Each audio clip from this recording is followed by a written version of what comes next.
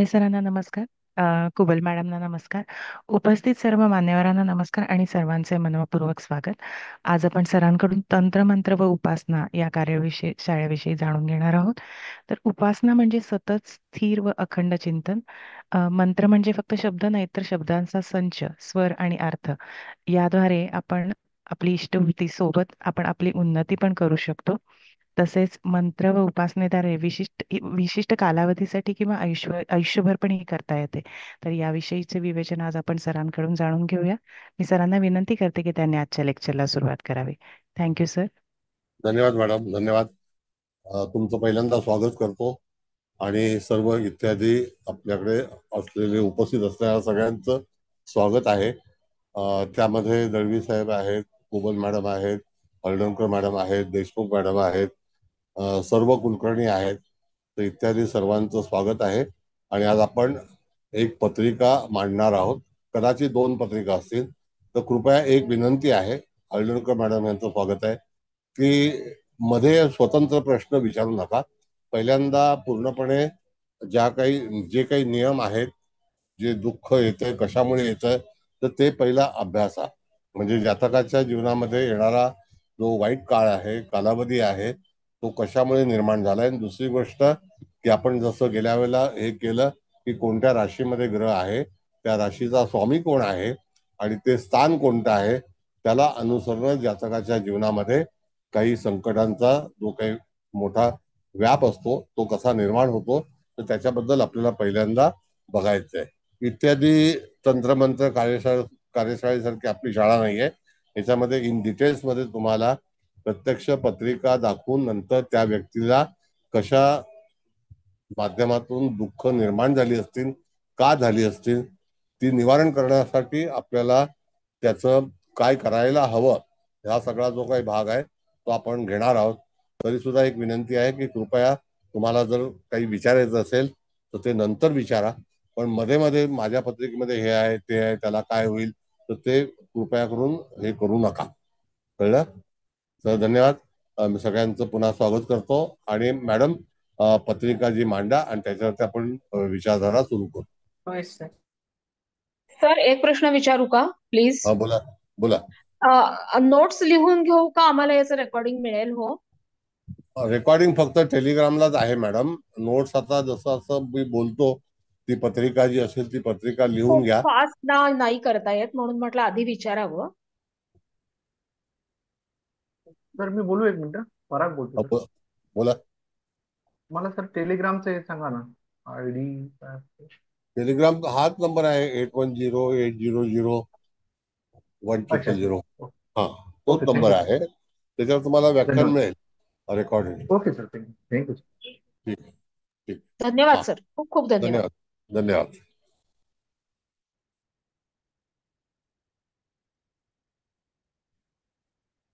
हा कोणाचा आहे सीन? कुबल मॅडम तुमचा आहे?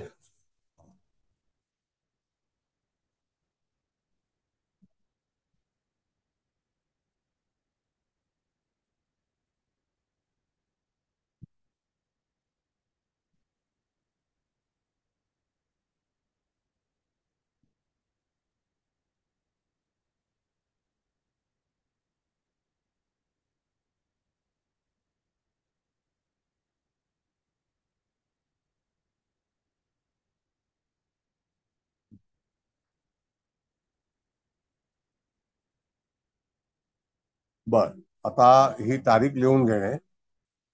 11 जून 1973 जन्म आहे. सकाळी 7:58 मुंबई. जातक स्त्री आहे. हा, लक्षात घ्या, तारीख लिहून घ्या पहिला. 11 जून 1973, 7:58 सकाळी, मुंबई. जातक पुरुष, स्त्री. हो, बर. आता दुसरा लावा मॅडम. नमस्ते सर.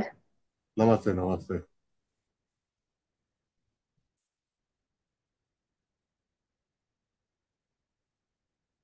मग आता ही मिथुन लग्नाची पत्रिका आहे.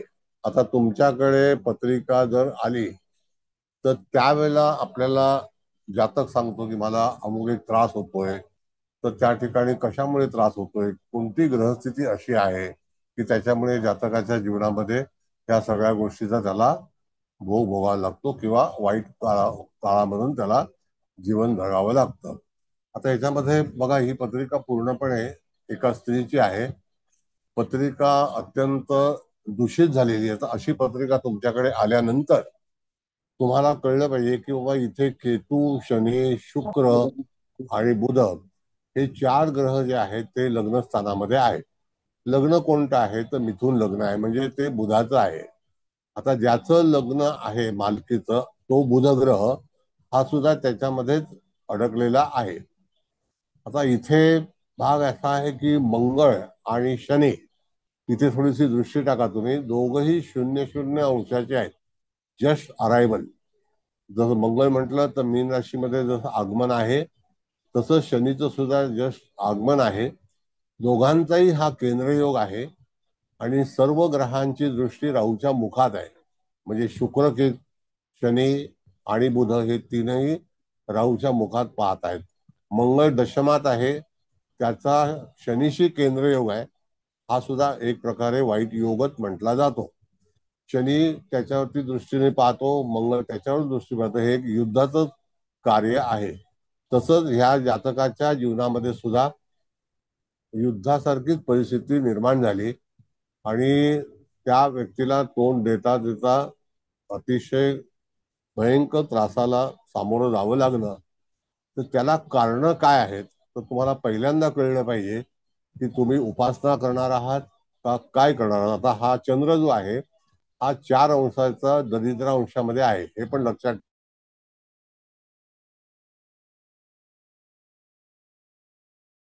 सप्तमेश जो गुरु आहे तो कोणत्या ठिकाणी आहे त्याचा पण शोध घ्यायला हवा.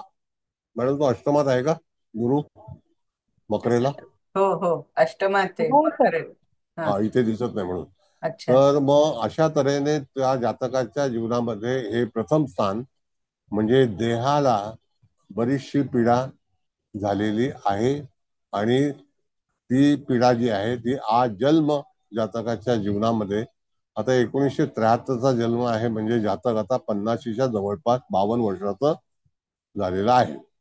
आता ह्या 52 वर्षामध्ये जातक अनेक ज्योतिषांकडे जाऊन आल्यानंतर, कारण ज्याला त्रास होतो तो डॉक्टरकडे जातो, तशाच तऱ्हेने हा जातक बऱ्याच ज्योतिषांकडे गेल्यानंतर पण त्याला योग्य तो उपाय सांगितला न गेल्यामुळे स्थिती तशीच्या तशीच राहिली. फक्त काही जे काही पूजा अर्चा ज्या काही असतात त्या केल्या, पण त्याने पण काही सुधारणा झाली नाही. मग आता इथे आपल्याला बघायचं आहे की कोणत्या राशीमध्ये ह्या गोष्टी घडलेल्या आहेत. तर मिथुन राशीमध्ये. मग मिथुन रास ही काय सांगते तर बुधाची रास आहे. मानसिक विचाराने जातक अतिशय पीडित झालेला आहे. बघा, वाक्यावरती लक्ष ठेवा. मानसिक विचाराने जातक पीडित झालेला असल्यामुळे त्याच्या जीवनामध्ये निर्णय चुकलेले आहेत. मिथुन लग्न हे प्रेमविवाहाचं लग्न साधारणतः मानलं जातं. त्यात लग्नी शुक्र स्वरूप देखणं आहे, पण केतू शुक्राची युती आहे, अंशात्मक युती आहे. शनी लग्नात बसलेला आहे, सप्तमात राहू आहे आणि बुध हा लग्नी आहे आणि जो लग्नाधिपती आहे तोच केतुयुक्त पीडित झालेला आहे. त्याच्यामध्ये भाग असा आहे की बुधाला सुद्धा स्वतंत्रता नाही मिळाली, कारण का की त्या ठिकाणी स्वतः राशी स्वामीच जर पीडित झाला असेल तर अशा काही पत्रिका तुम्हाला येतात तुमच्याकडे, त्यावेळेला तुम्हाला त्याची काही विचारधारा आहे किंवा त्याला फलादेश कसा द्यायचा हा एक पाठ जो सांगितला. मग ह्या व्यक्तीने खरोखर काय करावं हा त्याचा उपायाचा भाग जो आहे. मुळामध्ये जो मालक आहे तो बुध आहे, म्हणजे बुधाची उपासना करणं अत्यंत आवश्यक आहे. बुध कसा प्रसन्न होतो हे आपल्याला माहिती असायला हवं. तर बुध हा त्या ठिकाणी बुधाचे जे काही दान वगैरे जे आहेत किंवा बुधाच्या जपाने जास्तीत जास्त बुध हा तिथे चांगल्यापैकी बलवान होतो. म्हणजे काय होतं की आता साधारणतः वय वर्ष 52 म्हणजे 51 समजा, त्यापर्यंत जातकाच्या जीवनामध्ये पूर्णमय जीवन पूर्ण अंधारमय होतं. आता जर समजा ही पत्रिका विवाह करण्याच्या अगोदर जर आपल्याकडे आली असती तर हा जो काही भाग झाला तो त्याला छळ कपट वगैरे वगैरे सगळं काही जे आहे ते जातकाला केव्हा सुरुवात होईल ह्याचा आपल्याला विचार केला पाहिजे. एक तर सप्तमेश अष्टमात आहे, तो नीचेच आहे. सप्तमेश म्हणजे जोडीदार आहे, त्याचा विवाह झाल्यानंतरच घटनेला प्रारंभ होण्याची शक्यता दर्शवली जाते. अधिकतम पतीचा कारक ग्रह सूर्य हा 12व्या स्थानामध्ये आहे. त्याकरता सुद्धा त्या ठिकाणी जातकाला सूर्य उपासना करणं अत्यंत आवश्यक आहे. तरच उपासनेने त्या जातकाचे प्रश्न सुटतील असं आपल्याला जातकाला सांगण्यास हरकत नाही. त्यामध्ये शुक्र हा निश्चितच वैवाहिक जीवनाचं जो जे घर प्रेम असतं किंवा गृहस्थाश्रम आहे त्याच्यामध्ये त्याला सुख मिळावं ह्याचा कारक आणि तो पीडित झालेला आहे. तर तो पीडित झाल्यामुळे त्या ठिकाणी शुक्राचा उपयोग वैवाहिक जीवनामध्ये झालेला नाही. लग्नी शनी आहे, मग लग्नी शनी असल्यामुळे त्या ठिकाणी बरेचसे कष्ट, बऱ्याच आव्हानांना तोंड देणं. शनीची दृष्टी तृतीय स्थानावरती आहे, सप्तम स्थानावरती आहे आणि दशम स्थानावरती जिथे मंगळ विराजमान आहे आणि हा अंशात्मक केंद्र योग आहे. दोघही एकमेकाच्या आगमनाच्या राशीमध्ये आहेत. मग शनी कदाचित अगोदर आला असेल, मंगळ नंतर आला असेल आणि त्याच घटनेला ह्या व्यक्तीचा जन्म झाला. म्हणजे कर्म कधीही चुकत नाही. त्याच्यामध्ये जर तुम्ही विचार केला तर हा 0 अंशाचा मंगळ जर अगोदर जर कुंभ राशीमध्ये असता आणि 1-2 दिवस अगोदर जन्म झाला असता तर हा केंद्रयोग झाला नसता. हा सुद्धा एक भाग आहे, म्हणजे हा अभ्यासाचा भाग आहे. पण तरी सुद्धा ह्या जातकाच्या जीवनामध्ये प्रचंड घडामोडी झाल्या, आजारपण आली, आर्थिक दृष्ट्या सुद्धा कुंडली कमकुवत झाली आणि अशा तऱ्हेने जातक हा जो आहे चंद्र दरिद्र अंशामध्ये असल्यामुळे त्या ठिकाणी अर्थ म्हणजे ज्याला आपण म्हणतो धनाधिपती हा दरिद्र अंशामध्ये आहे. आता दरिद्र जे सर्वतोभद्र चक्र शिकलेले आहेत त्यांना ह्या गोष्टी माहिती पडतील. तर तशा रीतीने जेव्हा आपल्याला मुख्य आपला उद्देश आहे की पत्रिका आपल्याला पहिल्यांदा कळली पाहिजे आणि त्याच्यावरतीच त्याला उपाय सुचवणं आवश्यक आहे. भलते सलते उपाय सुचवून काहीही त्याला साध्य होणार नाही. तर त्या ठिकाणी जातकाच्या जीवनात अशा तऱ्हेचा जो काही भोग आहे तो त्याने भोगल्यानंतर तेव्हा त्याला कळलं उपासना म्हणजे काय असते. त्या अगोदर अनेक ठिकाणी ज्योतिष पत्रिका दाखवून प्रत्येक मनुष्याचं आवड असते की आपलं दुःख कधी निवारण होईल. त्याला एक काळ लागतो. आता तो काळ म्हणजे इथे शनी केतू हा पितृदोष आहे, प्रेतशाप योग आहे. पितृदोष असून प्रेतशाप योग आहे. त्यानंतर बुध केतू जडत्व योग आहे. जडत्व योग म्हणजे काय, तर जातकाच्या जीवनामध्ये जी विचारधारा आहे ती आकलन शक्ती ही कमकुवत होते, म्हणजे मेंदू जड होतो. बुध हा मेंदूचा कारक आहे. तर त्याकरता तिथे मेंदूला सुचत नाही. मेंदू असतो आपल्या ह्याच्यावरती. मी तुम्हाला बायोलॉजिकल जे काही ऍस्ट्रॉलॉजी असते ती शिकवलेली आहे. तर त्या ठिकाणी बुध आहे, मनुष्य चतुर आहे, पण त्याच्या डोक्यामध्ये काहीही शिरत नाही. शुक्र हा सौख्याचा कारक आहे आणि शुक्र राशी स्वामी आहे आणि तो सुद्धा पीडित झालेला असल्यामुळे त्या ठिकाणी पहिल्यांदा आपल्याला बुध हा ग्रह बलवान केला. त्याचं दान, त्याचा जप, त्याचं वस्त्र, हिरवा रंग अशा तऱ्हेचं जे काही वापर आहे तो केल्यानंतर जातकाच्या दुःखातून त्याला निश्चित चांगल्यापैकी फलादेश मिळेल असं आपल्याला सांगायचं असतं. आता त्यावेळेला काय असतं तुम्हाला मी एक सांगतो की आपण जो साधा एक रुमाल वापरतो त्याची किंमत काय असेल तर 10 रुपया एक साधारणतः. तर त्या रुमालावरती सुद्धा हिरवा रंगाची छटा असेल तर अशा तऱ्हेचा वापर केल्यानंतर बुध हा बलवान होतो. शुक्र हा साखरेचा कारक आहे. तर त्या ठिकाणी जर वाटप करायचं असेल, दान करायचं असेल तर साखरेचं दान करावं. म्हणजे मिठास, गोड गोड जे काही गोड पदार्थ असतात, जसं गोड पदार्थामध्ये तुम्हाला सांगतो जिलेबी असते ती सगळ्यात चांगल्यापैकी साखरेची असते. तर त्याचं सुद्धा दान केल्यानंतर शुक्राचे दोष जे आहेत ते कमी होतील. आणि त्याला त्या शुक्राचे प्रश्न उपस्थित राहणार नाही. एक तर तो पंचमेश आहे, राशी स्वामी आहे, अधिक तो 12व्या स्थानाचा पण अधिपती आहे. म्हणजे त्या ठिकाणी शुक्राचा जप करणं अत्यंत आवश्यक आहे. त्यानंतर शनी ग्रह जो आहे हा भाग्याचा मूळ कारक आहे. कारण का की तो भाग्येश म्हणून इथे आलेला आणि तो केतूच्या बरोबर पीडित झालाय. तर अशा तऱ्हेने पत्रिका वाचल्यानंतर तुम्हाला कळलं पाहिजे की ही पत्रिका किती प्रकारे पत्रिकेच्या मध्ये दोष आढळतात आणि हे 4 ग्रह एकमेकाच्या याच्यावरती संघर्षमय झाल्यामुळे त्या जातकाच्या जीवनामध्ये त्याला सुचतच नाही. आणि कधी कधी असे प्रसंग एखाद्या व्यक्तीवरती येऊ शकतात की जेणेकरून त्या जातकाला प्रचंड दुःखाला सामोरं गेल्यानंतर पण त्याला काही सुचत नाही, की त्याच्यातून मार्ग सापडत नाही. आणि त्यात मंगळ शनी याचा एकमेकाचा केंद्रयोग, शनीची दृष्टी दशम स्थानावर, जिथे काय करायला जावं, कर्मस्थान आहे ते, जिथे काय करायला जावं तिथे सतत अडचणी अडचणी आणि अडचणीत एखाद्या व्यक्तीचा वय वर्ष 52 पर्यंत विकास झाला नाही तर तशा वेळेला तुम्हाला ही कुंडली काय सांगते तुम्हाला ती कळली पाहिजे. त्याच्यावरती त्याला उपाययोजना कळल्या पाहिजेत. तर अशा वेळेला तुम्हाला तुमचं मत काय आहे आता तुम्ही सांगू शकता. बोला. सर मी बोलू? हा बोला. सर आता इथं मंगळ कर्क नवंशी आहे, म्हणजे पुष्कर नवंशात आहे हम्म. मीन राशीमध्ये, आणि बुध सुद्धा सर आर्द्रा चार मध्ये पुष्कर नवंशात आहे. मग त्याचा काही फायदा झाला नाही का सर? हम्म. बघा कारण असं बुध आहे. तर केतुयुक्त आहे आपण मान्य करतो, पण मंगळ तर शनीदृष्ट आहे, एवढंच एक म्हणू शकतो. आणि म्हणजे मला हे तुम्ही सांगा आता, हे सांगतो त्यात तुम्हाला. कसा विचार करायचा. असं हा. आहे की ज्या वेळेला एखादी घटना होत नाही म्हणजे विवाह होत नाही हा. तोपर्यंत आपले केअरटेकर असतात ते आई वडील असतात. ते बरोबर. आपल्या बाळाला दुःख होऊ नये असे अत्यंत काळजी करतात. हो. तोपर्यंत सगळं काही व्यवस्थित होतं. शिक्षण, घर वगैरे वगैरे जे काही हो. होतं ते.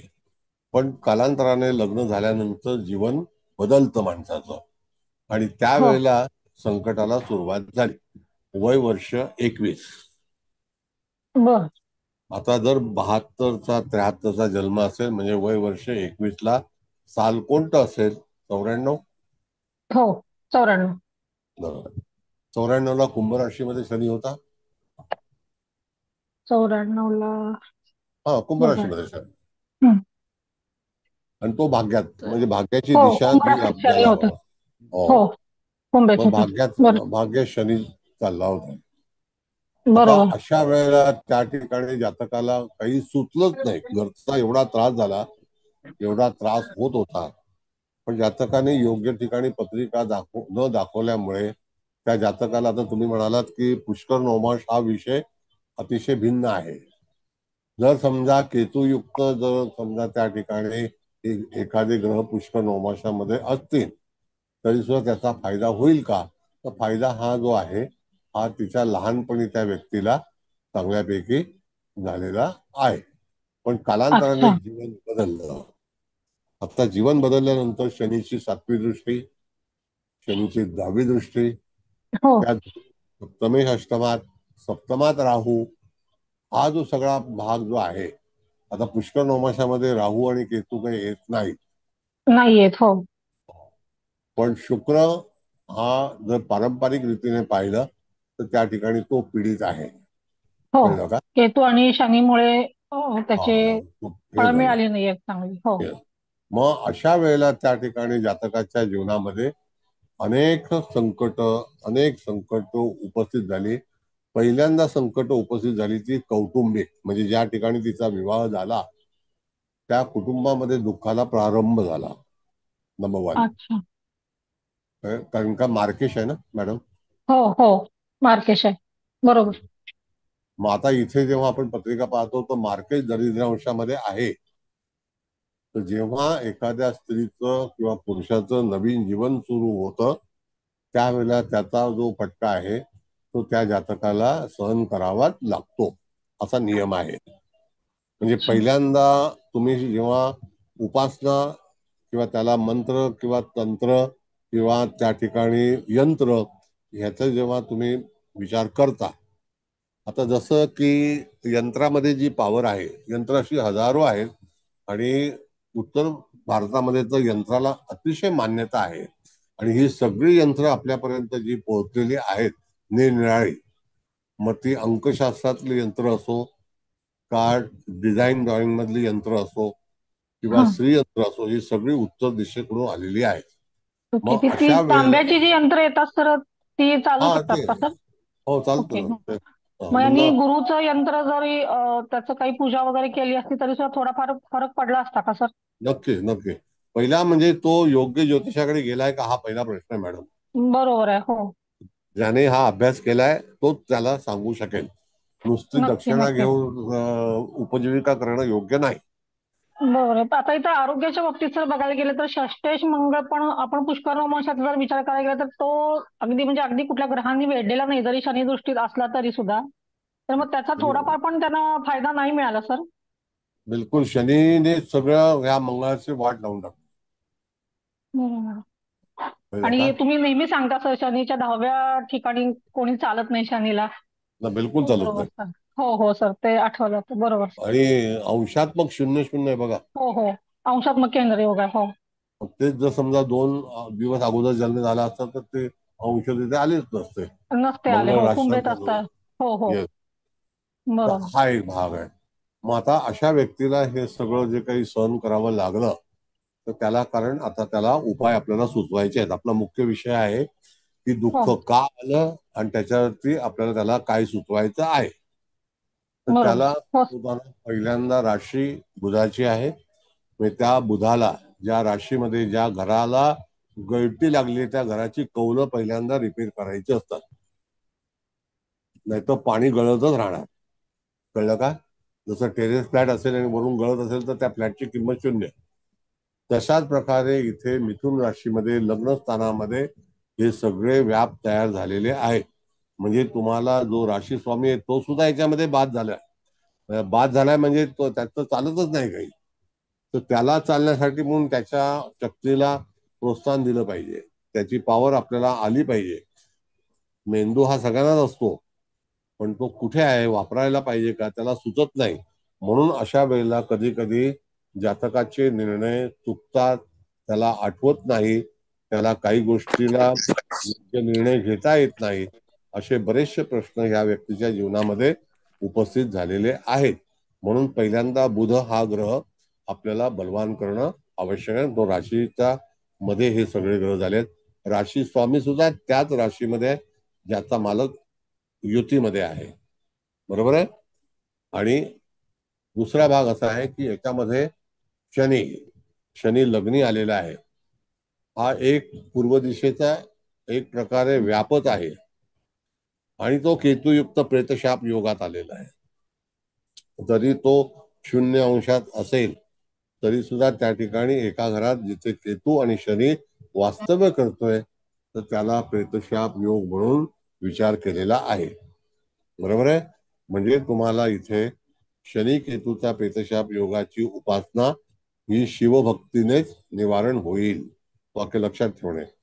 शनी केतूची जी काही युती असेल त्यावेळेला जी उपासना आहे ती शिव उपासना करणं आवश्यक आहे.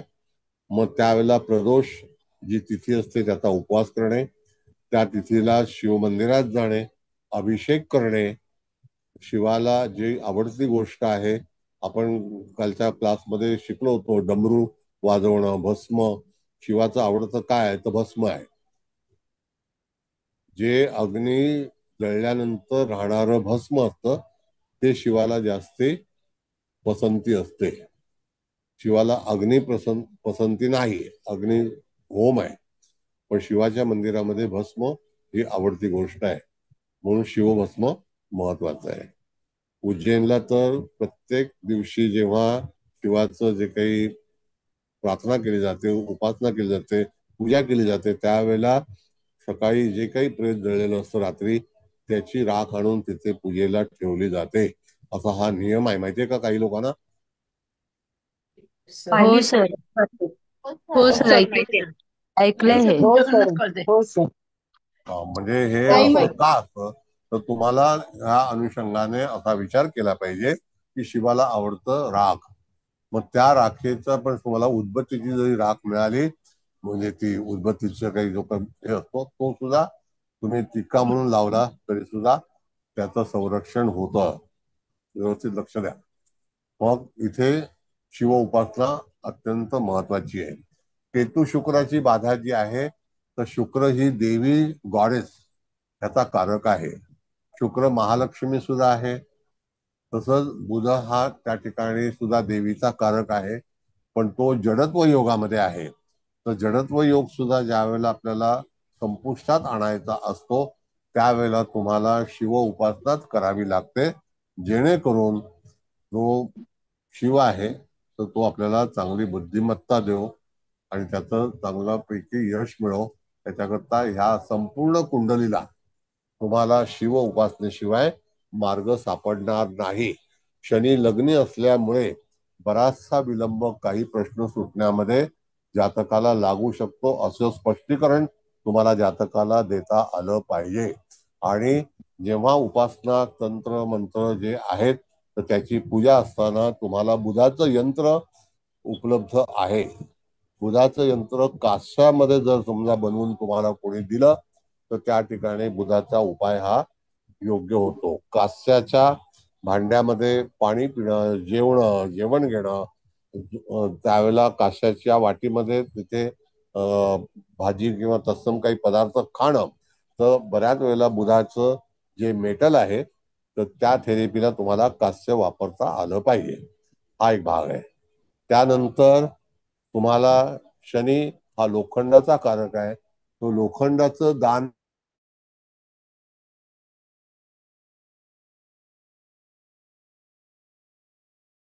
लोखंडाचं दान करणं किंवा एखादी चप्पलची जोडी, वाहणा म्हणतो आपण त्याला, कांबळ माहितीये ना, कांबळ असते. माहिती आहे सर. हो सर. हो माहिती आहे, घोंगडी पण ना? लोक वापरतात जास्ती करून. घोंगडी हा. घोंगडी, हो घोंगडी. हो. हा. किंवा मग ते ती जाड सुद्धा गादीसारखं जमिनीवर पण टाकतात बघा, हो हो चेन का काहीतरी म्हणतात त्याला, ते सुद्धा चालू शकतं ना सर? घोंगडीमध्ये भरपूर शक्ती आहे. जर अशा व्यक्तीने घोंगडीवरती जर निद्रा घेतली तरी सुद्धा त्या घोंगडीमध्ये त्याची सगळं दुःख जे आहे ते कोण आहे हो? तर त्या ठिकाणी घोंगडीवरती म्हणजे तुम्हाला हे सगळे प्रकार माहिती असायला हवेत हा, म्हणून सांगतो मी. तर घोंगडीवरती सुद्धा त्याने निद्रा घेतली आणि आपल्या याच्यामध्ये ठेवली तरी सुद्धा बरीचशी दुःख शरीराला निवारण करू शकतात, शरीराची दुःख निवारण होतात. म्हणून तिथे काय उपयोगात आणायचं, तर घोंगडी, शुक्राची साखर, शुक्राचं दान म्हणजे साखरेचं दान. शुक्राच्या दानामध्ये जिलेबीला भरपूर प्रमाणामध्ये साखर लागते, त्याचं दान करावं, हा नियम आहे. बुधाचं दानामध्ये कास्य वाटी, कास्याचं दान हे सांगितलेलं आहे. पुस्तकं, पेन, पेन्सिल या सगळ्या गोष्टी तुम्हाला दानाच्या माध्यमातून करायच्या आहेत. केतूचं जे दान आहे त्याच्यामध्ये लसण्या नावाचं रत्न असतं, ते सुद्धा तुम्ही दान देऊ शकता. किंवा लसण्या हा जरी समुद्रामध्ये तिथे समर्पित केला किंवा विसर्जन केला तरी सुद्धा त्या ठिकाणी ते जे दुःख आहे ते केतूचं निवारण होतं. आणखी तिसरा भाग असा आहे की केतू हा ध्वज याचा कारक आहे. जर त्या ठिकाणी एखादा ध्वज आपल्या घरामध्ये लावल्यास, आपल्या घराच्या वरती लावल्यास, जो त्रिकोणी ध्वज असतो, आपल्या गाडीवरती लावल्यास, बऱ्याच वेळेला बघा तुम्ही गाडीवरती जो झेंडा दिसतो तो केतूचा ध्वज असतो, तो सुद्धा लावल्यानंतर केतूचा दोष हा निवारण होतो. आता इथपर्यंत तुम्हाला कळलंय का? काही प्रश्न आहे तर विचारा. वैयक्तिक प्रश्न नाही, फक्त या तर पत्रिकेबद्दल. लोखंडाची कढई किंवा तवा आपण असं दान करू शकतो शनीचं म्हणून? हो हो. सगळ्यात बेस्ट म्हणजे चप्पल वाहना. काळी चप्पल मग हवी का, असं काही आहे? बस हम्म. कुठलीही चालेल?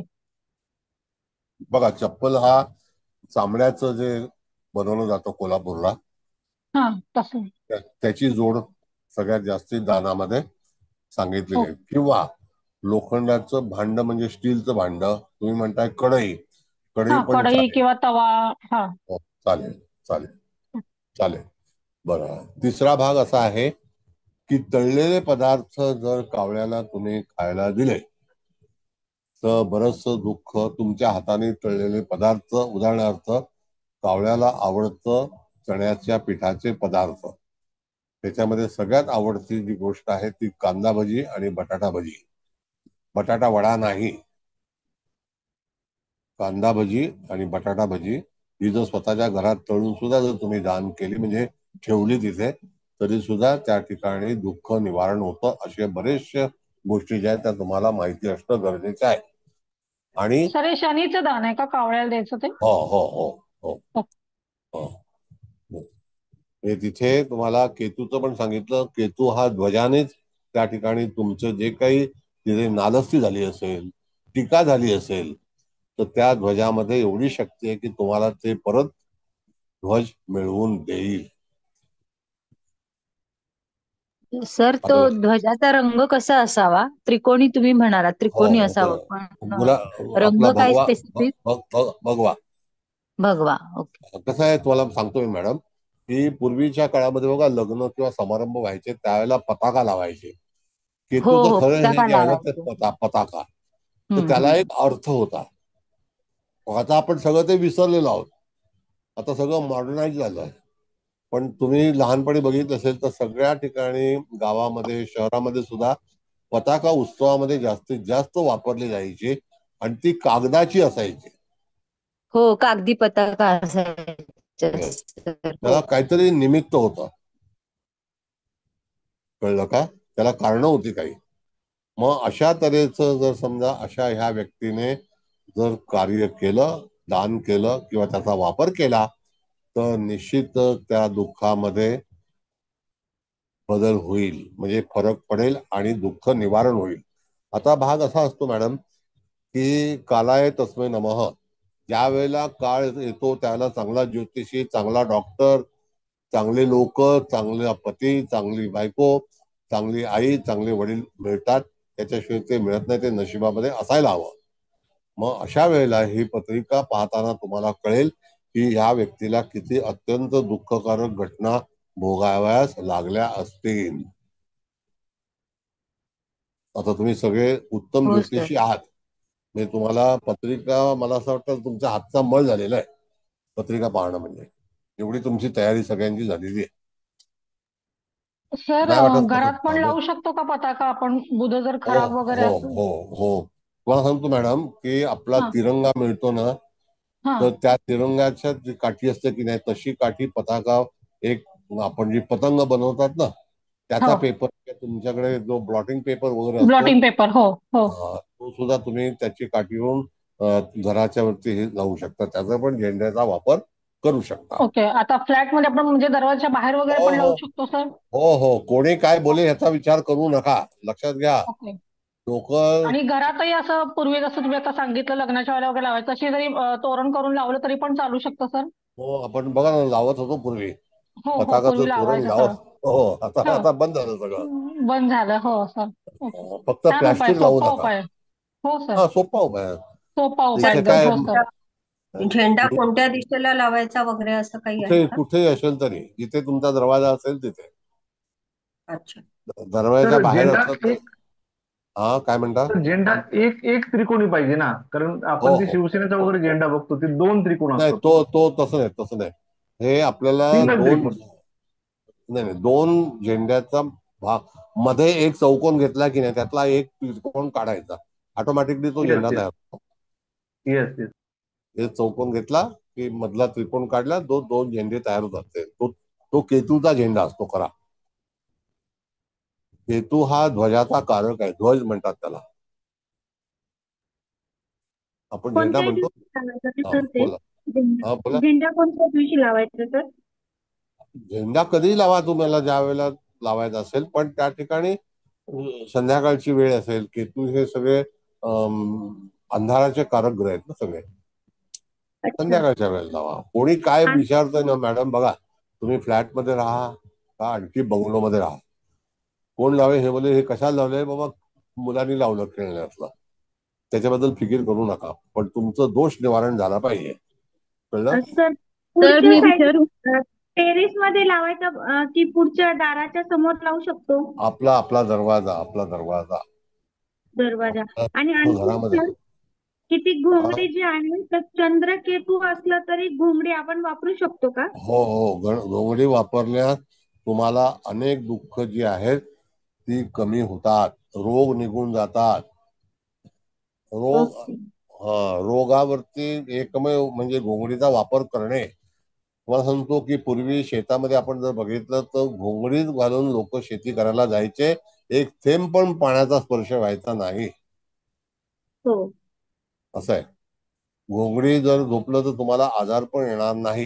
आता ही व्यक्ती आजारी आहे, म्हणजे ह्या ते व्यक्तीच्या जमिनीवर टाकायची का? काय म्हणता मॅडम? जमिनीवर टाकूनच झोपायचं का? हा, बिछाण्यावर जरी टाकली तरी हरकत नाही. नो चालेल ना? प्रॉब्लेम. हो हो हो. अच्छा. बेडवर टाकून झोपू शकतो sir? Yes yes yes yes, चांगली घोंगडी तुम्हाला मिळेल आणि ती गावामध्येच मिळेल, ती शहरामध्ये मिळणार नाही. पण घोंगडी बेडवर टाकायची म्हणजे खूप टोचते सर ती. काय म्हणता अतिशय ते आता? टोचते अतिशय सर ती घोंगडी. अहो, तुम्ही कपडे घालून झोपल्यानंतर तोचा कसे झोपा? त्याच्यावरती नाही, काहीतरी आता ठेवा. चांगल्या मिळतात घोंगड्या सर. हो हम्म. का? नाही, पण आता गावाकडे गेलं तर ते टोचणारेच असतात सगळे. नाही नाही, त्याच्यावरती कपडा विचारू? टाका ना. त्याचा खरंच चांगल्या घोंगड्या मिळतात तिथे पण. तर एक बोलू. हा, बोला. सर जावळ असतं ना, ती बारीक याची घोंगडी असते ना, ती फार छान असते बरं का. असं आहे, बारीक एक मिनिट मेंढरांची. थांबा, एक मिनिट सांगतो मला. मी तुम्हाला आता उपाय सुचवलेला आहे, पसंती तुमची आहे. मॅडम कुंडली काढा. तर सर मी एक विचारू सर? हा, बंगल्याच्या विचार. ह्याला दरवाजाला कोणी पताका करून लावलाय तर चालतील का? हो, चालते, 100% चा- चालते. धन्यवाद सर. सर मी विचारू एक? हा, विचार. तर बुधासाठी समजा हिरवळीवर असं थोडा वेळ चाललं किंवा तरी सुद्धा त्याचा उपयोग होऊ शकेल का? असं हिरवळी ते ह्याचं आहे मॅडम, तुमचे ज्याला आपण म्हणतो आरोग्यासाठी आहे, पण तुम्हाला तुमच्या कार्यामध्ये सिद्धी हवी असेल तर त्या ठिकाणी तुम्हाला पेपरचा जास्तीत जास्त वापर केला पाहिजे. पेपर हाच अच्छा. आहे, नाही, हिरव्या हा. रंगाचे कपडे वगैरे आपण म्हटलं ना, मग तसं. हो, तरी चालेल, पण रंगाने हिरवा. पताका लावताना ती पेपरचीच असावी, कापडाची नसावी. ध्वज ओके सर. बनवताना पेपरचा पण चालेल आणि कापडाचा पण चालेल. Okay sir. कळलं? सर, आणि हे गुरु मार्गशीर्ष आहे ना, आणि तो अष्टमात आहे, मग त्याचे पण हो उपासना करायला लागेल का? हो, उपासना गुरुचं दान करायचं. गुरुचा धर्म करताना जे धर्माचं पालन करणारे लोक असतात, पौरोहित्य करणारे लोक असतात, मंदिरातले पुजारी असतात, त्यांना तुम्ही जर दान केलं तर ते तुम्हाला निश्चितच चांगल्यापैकी यश मिळवून देतं. आता सगळ्यात शुद्ध दान काय तुम्हाला सांगतो. फळामध्ये आपल्याला कल्पना आहे की आपण केळी हा प्रसाद पहिल्यापासून वाटत आलेलो आहोत. आता केळी ओके. बंद हो. झाली. लोक आता काय की बनावट बर्फी बिर्फी घेऊन जातात देवाला प्रसन्न. साप चूक आहे. केळ्याचा प्रसाद नैसर्गिक अच्छा. आहे. ओके. कळलं? आणि सर अजून एक विचारायचं होतं मला. लग्नामध्ये सगळे ग्रह आर्द्रा नक्षत्रात आहेत, हो की नाही? हो, आणि शुक्र पण आर्द्रा नक्षत्रात आहे आणि तो पंचमेश आहे. मग मुलांच्या बाबतीत वगैरे पण काही त्रास झाला असेल का? मुलांच्या मध्ये नक्षत्राचं आता पण तो छंद. काही जप वगैरे करायला पाहिजे का? नाही नाही, नक्षत्राचा जप आता 27 नक्षत्रांचे जप वेगवेगळे आहेत.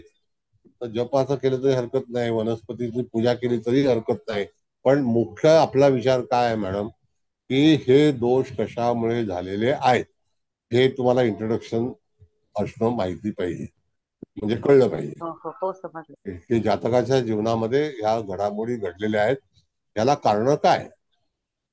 आतापर्यंत मॅडम तुम्हाला सांगतो की लोक शेकडो ज्योतिषांकडे जाऊन येतात. जो तो हो सर. आपापल्या परीने त्याची कणी कापत असतो. आपल्याला तसं करायचं नाहीये. आपल्याला उपाय चांगले सुचवायचे असतात. उपासना. हा, हो सर. उपासना आणि योग्य ते. आता याच्यापर्यंत मी तुम्हाला जे काही गोष्ट सांगितले ते काही मी काही विकायला इथे मार्केटिंग केलेलं नाही, आणि शुद्ध आणि साधे आणि कमी किमतीतले उपाय तुम्हाला सुचवलेले आहेत. हो सर, बरोबर आहे. अच्छा, घोंगडी म्हणजे काही मी सहज विकणार जमण्यासारखे, नाहीये. सगळ्यांना जमण्यासारखे आहे. Yes yes. सर, तर यंत्रांच्या वापराविषयी थोडस सांगता? हा, काय म्हणता मॅडम? यंत्रांच्या वापराविषयी थोडस सांगता? असं आहे की यंत्र हे जे आहे ना, तर यंत्र हे तांब्याचं असावं असा नियम आहे. आता फॅशन भोजपत्रावरती सगळ्यात यंत्र अतिशय चांगलं आहे. भोजपत्र हे हिमालयामध्ये असणाऱ्या झाडापासून बनलं जातं आणि ते भगवान शिवाच्या अखत्यारीतलं आहे. तो भोजपत्रावरती जर समजा तुम्ही स्वतः बोरूने यंत्र बनवणार असाल अंकशास्त्राचं, तरी सुद्धा ते यंत्र तुम्ही काचेच्या फ्रेम मध्ये लावून त्याची पूजा केल्यास हरकत नाही. भोजपत्र साधारणतः 10 ते 15 रुपयाला तुम्हाला 6 इंच बाय 6 इंचाचं उपलब्ध आहे. तर ती कळलं? यंत्र कशी करायची कागदावरती ते सांगणार आहात का सर तुम्ही? नाही, कागदावर कशाला, त्या भोजपत्रावरती तुम्ही भोजपत्र.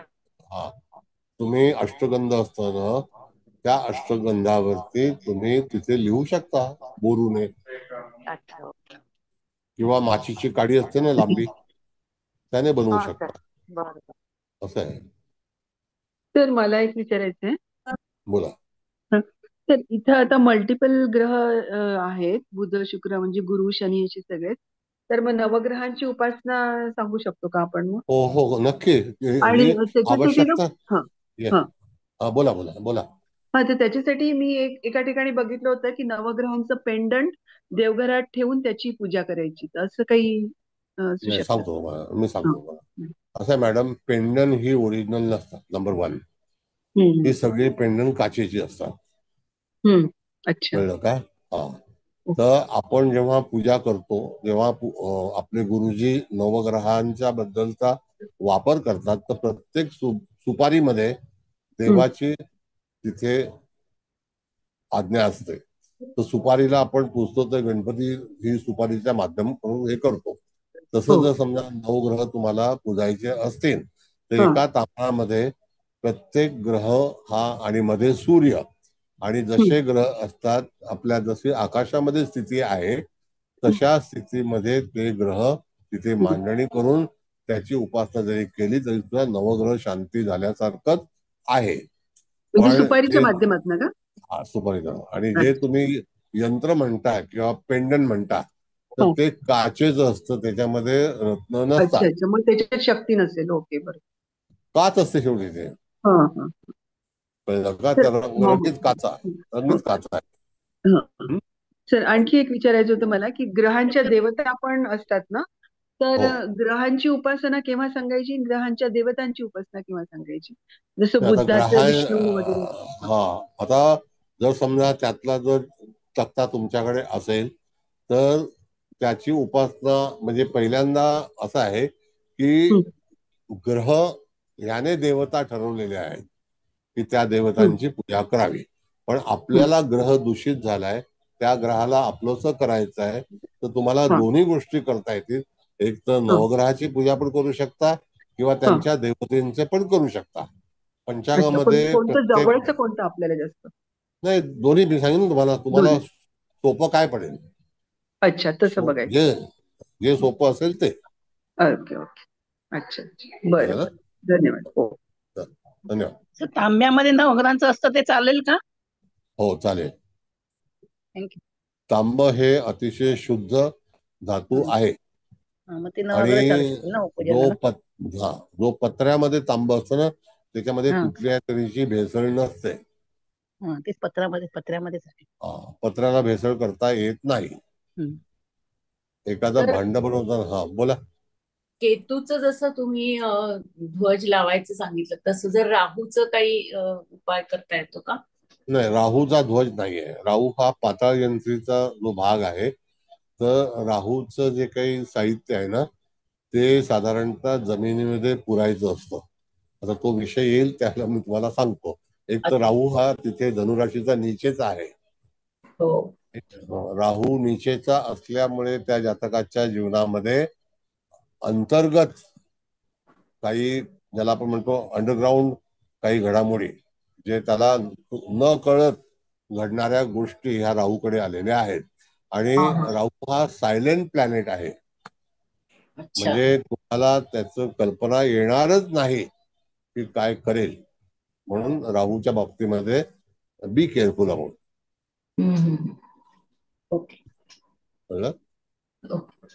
बरं, थँक्यू आता सर. राहूच्या ह्याच्यामध्ये तुम्हाला सांगतो, जर हा पीडा असेल तर सांगतो.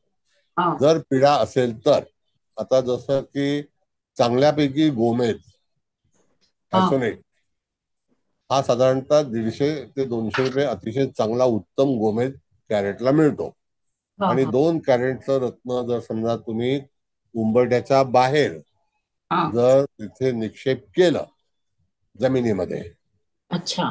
तो दरवाजा कुठलाही असो, तर त्या ठिकाणी राहूचा दोष जर आपल्या कुंडलीमध्ये असेल, राहू त्रासदायक असेल, तर त्या ठिकाणी तुम्ही ते तो जो जेम आहे म्हणजे हा हॅसोनेट, तो जर तुम्ही निक्षेप केला तर तुमचं घरातलं दुःख निवारण होतं. किंवा किंवा जर समजा चांदीमध्ये रात्री झोपते वेळी राहूचं रत्न धारण केलं, लॉकेटमध्ये परमिटेड नाही, अंगठीमध्येच परमिटेड आहे, तर अच्छा. त्या हा ठिकाणी तुम्ही राहूचं जो गोमेद आहे त्याचा वापर करू शकता. ओके. 200 रुपये कॅरेटला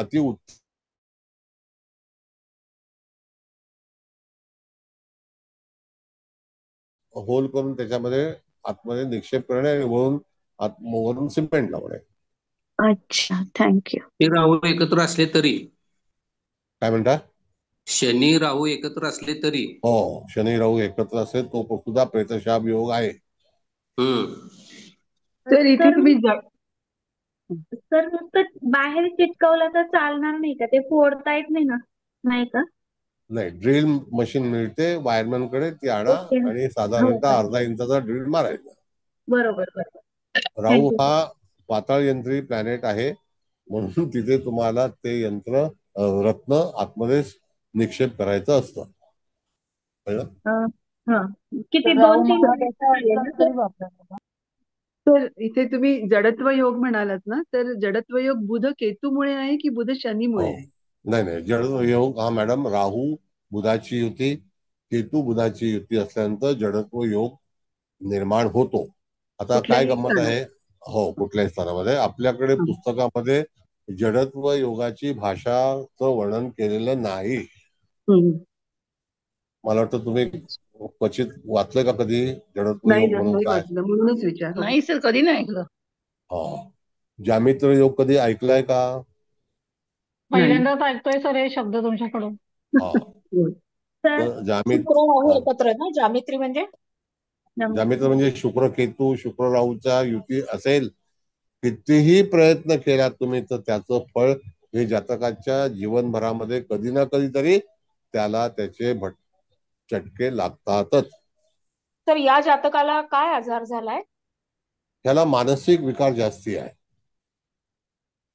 मानसिक विकार म्हणजे ऍक्च्युली भाग असा आहे मॅडम, की बुध केतूची युती असल्यामुळे त्याचं बॅलन्स गेलेला आहे. आणि बॅलन्स कशामुळे गेला? अतिचिंता. अतिचिंता का लागते? तर त्याला झोप येत नाही. बुध केतूच्या युतीमध्ये माणसाला झोप कमी असते, झोप येत नाही. अनेक प्रयत्न करून सुद्धा 2-2.5 तास झोप येते अख्ख्या दिवसामध्ये. ती 7 तासाची आवश्यकता आहे. कळलं का? सर जडत्व चंद्रावरती दृष्टी पण नाहीये सर कोणाची, म्हणजे केमद्रुम योगातला हा आहे का चंद्र, त्याच्यामुळे त्रास आणखीन असं म्हणू एक शकतो का सर? चंद्राला सपोर्टिंग प्लॅनेट नाहीये. नाहीये, हो, चंद्र कोणताच मंगळ नाही. षडाक्षकात आहेत येस. दुसरी गोष्ट आणि की रवी हा आणि चंद्र पण. तेरसचा जन्म आहे, म्हणजे तृतीयचा. कळलं का? पौर्णिमेच्या अगोदरचा जन्म आहे. शुभग्रहांची दृष्टी जरी असली तरी सर थोडा त्रास कमी झाला असता का सर? शुभग्रहांची युतीच नाहीये. आपलं सॉरी दृष्टी असती तर गुरुची किंवा शुक्राची सपोर्टेड वगैरे. काय, चंद्र बिचारा हा, एकटा एकटा, हो, पडलाय ना. बरोबर. असं आहे. तर हा जडत्व योग लागू होण्याचं काही वय असतं का, की बाकी ग्रहमानाप्रमाणे होतं मी ते? सांगतो आता कसं असतं मॅडम, मी स्पष्टीकरण देतो तुम्हाला, काही चिंता नाही. जडत्व हं. योगाचा नियम असा आहे, तुम्ही कितीही उच्च शिक्षित असाल, हं. अशा वेळेला तुमचं डोकंच चालणं बंद होतं. हं. म्हणजे आपली हुशारी फुकट जाते. कधी कधी काही वेळेला जसं आज मार्केट पडलेलं आहे, एवढं प्रचंड मार्केट पडलेलं आहे कालच्या दिवसामध्ये. आता एवढा मोठा लॉस 1994 ऑनवर्ड जेव्हा झालाय आणि 8,000 8 लाख करोड रुपये लोकांचे लॉस झालेले आहेत, तर त्या याच्यामध्ये फक्त LICचे 85,000 कोटी रुपये गेलेले आहेत.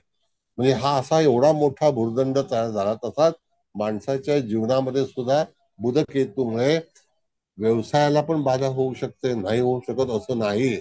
कधी कधी काही घेतलेले निर्णय चुकीचे ठरतात, होतात. पण त्याचं काही आणि वय असतं का सर? पर्टिक्युलर वर्षी होईल असं? गोचर गोचर गोचर. गोचर सर वय. हा बोला. केतू बुधाच्या घरात असेल तरी पण हा योग होतो का, की डायरेक्ट म्हणजे केतू आणि बुध नाही असा? नाही नाही, केतूचं स्वतःचं नक्षत्र नाहीये. हे आपला विश्वोत्तरी महादशेमध्ये त्या केतूच्या नक्षत्राला हे केलेलं आहे, पण केतूचं नक्षत्र असं नाहीये. केतू हा त्या ठिकाणी चंद्र आणि पृथ्वी ह्याच्या मधली जी कक्षा आहे, तर ती कक्षा नॉर्थ पोल आणि साऊथ पोल असं केतू आणि राहूला सांगितलेलं आहे. कळलं? आणि ते छायाग्रह आहेत. पण जडत्व योगाचा त्रास जातकाच्या जीवनामध्ये पहिला प्रॉब्लेम निर्णय चुकणे. आता अशा वेळेला कधी कधी जातकाच्या जीवनात जेव्हा निर्णय चुकतात, तर त्याला कारण काय असतात? मग तो मनुष्य मोठा असो छोटा असो, आणि अशा वेळेला जेव्हा जिथे काही ते योग होतील, आता इथे प्रथम स्थानात झालेले आहेत, जो योग झालाय तर त्याने तिथे निर्णय त्याचे स्वतःहून चुकलेले आहेत. त्याच्याकरता त्याला तो भोग, पूर्वजन्मीचा जो भाग आहे तो भोगाव्यासच लागतो, किती पूर्वकर्मानुसार. कळलं? तर बुधासाठी हिरव्या रंगाचं हे करतात का, काही पालकाची जोडी गाईला खायला घाला किंवा चारा घाला? नाही, आता तो जो भाग आहे तो कृष्णाच्या सेवेमध्ये आहे. गाईला चारा घालणं तो श्रीकृष्ण सेवा आहे. पण श्रीकृष्ण सेवा. केतूचा चारा हा जो भाग जो आहे ना, नाही, बुधासाठी बुधासाठी नाहीये. नाही, बुधाचा मी तुम्हाला सांगितलं की एक तर बुधाचं रत्न, बुधाचं यंत्र, बुधाची उपासना, बुधाची देवता. कळलं का? बुधाचं किंवा तुम्ही जे दान. म्हणले वह्या, पुस्तकं, पेन, ते सगळं बुधाचं. बुधाचं दान आहे. आणि लहान मुलांना पण द्यायचं का ते? असं काही आहे काय? बुध म्हणजे लहान मुलं? बुध म्हणजे युवराज आहे ना, हो. लहान याला युवराज म्हणतात. शाळेतली मुलं त्यांना ते कंपास पेटी वगैरे देतात. नाही, तुम्हाला त्याचा शिक्षणासाठी सुद्धा उपयोग करून घेणे, मदत करणे, हा सुद्धा बुधाचाच एक भाग आहे. कसं असतं बेंद्रे साहेब, तुम्हाला मी सांगतो. आता युक्रेनचं जेव्हा जे काही प्रश्न झालेला आहे त्याच्यामध्ये खरबो लोकांचे शिक्षणामध्ये फुकट गेले. म्हणजे त्यावेळेला लढाई कोण करते आणि नुकसान कोण भोगतंय, नाही का? जगातले सगळं करायला हो तिथे गेले होते मुलं. पण ते जगातले लोक गेले, आपलेच नाही गेले. आपल्याकडल्या लोकांचे तर 5-5, 4-4 कोटी रुपये गेल्यात, पण जगातले आणखी अन्य लोक पण गेलेले आहेत, जे गरीब कंट्रीतले लोक आहेत. बरोबर. आता इथे हे युद्ध किती लोकांना महागात पडलं.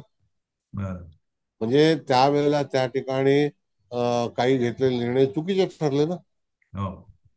आणि आजचा बिझनेस टाइमचा रिपोर्ट आहे की तुम्ही मेडिकल सायन्स करून तुम्ही कधीही आयुष्यात पैसे कमावणार नाही. नाही.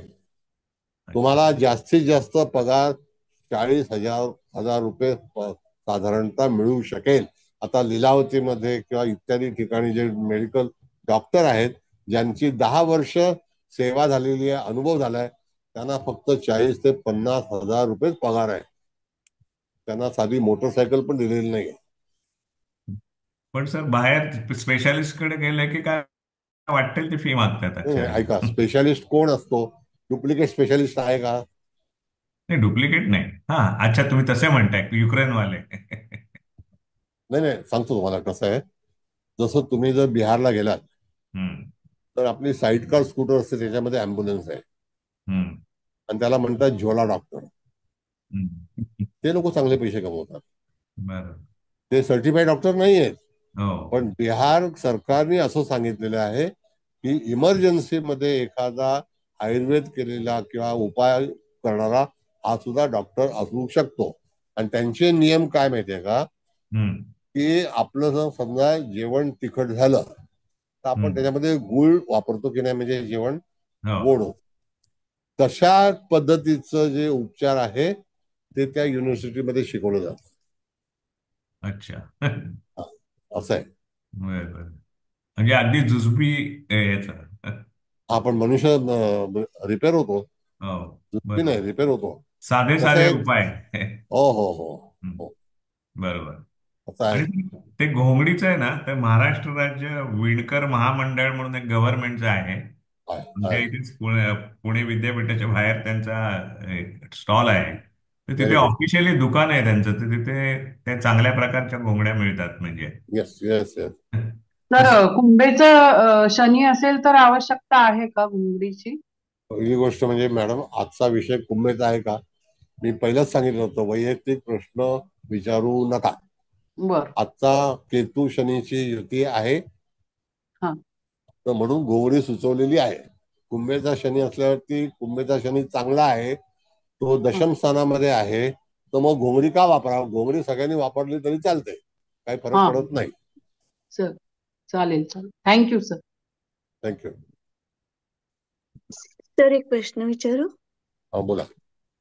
सर तुम्ही म्हणालात की गोमेदची अंगठी चांदीमध्ये रात्री घालावी, तर फक्त रात्रीच घालावी का दिवस रात्र घालावी?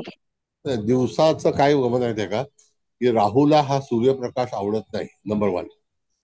अच्छा. आणि आफ्टर सनसेट जर समजा तुम्ही अंगठी धारण केली तर राहू, जर तुम्हाला रत्नशास्त्राबद्दल सांगतो की समजा एखादा शत्रू तुम्हाला भरपूर त्रास देतोय, पीडा देतोय, चिंता देतोय, चिंतेमध्ये टाकतोय, तर त्याला चांगली बुद्धी सुचावी की बाबा ह्या माणसाला त्रास देऊ नये. तर जर तुम्ही सुरक्षित आणि संरक्षण केलं तर तुमच्याकडे सुरक्षता, डिफेन्स हा महत्वाचा आहे ऑफेन्स पेक्षा.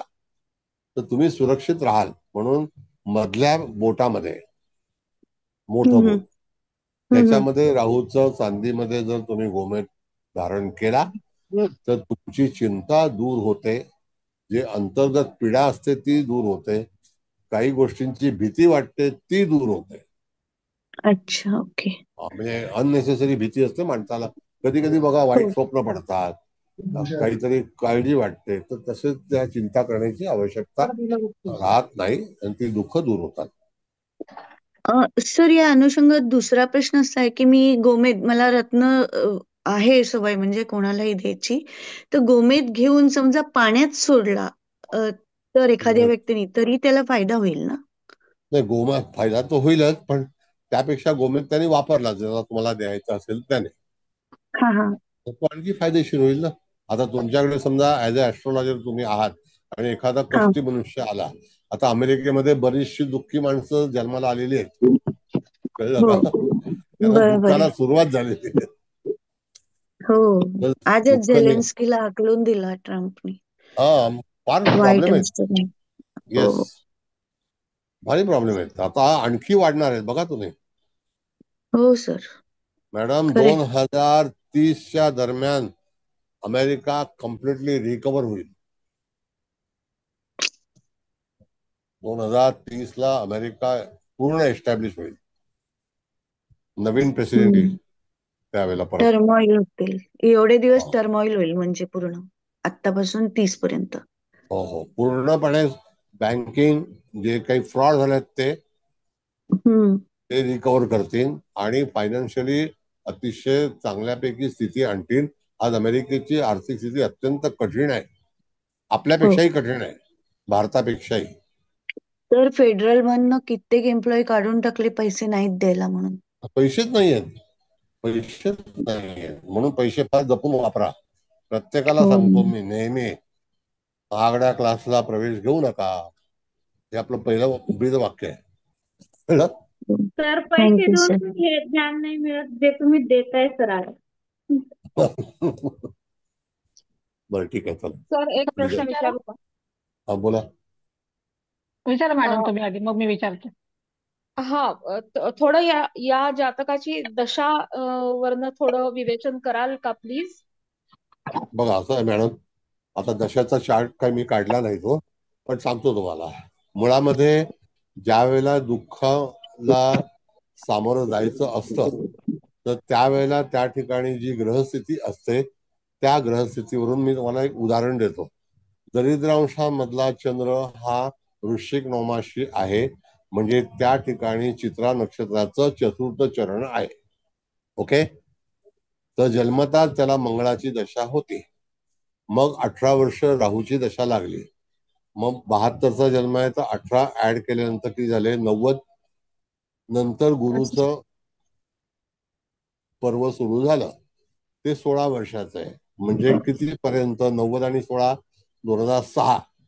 2006ला दुःखाला सुरुवात झाली दशेचा सर. विचार केला तर.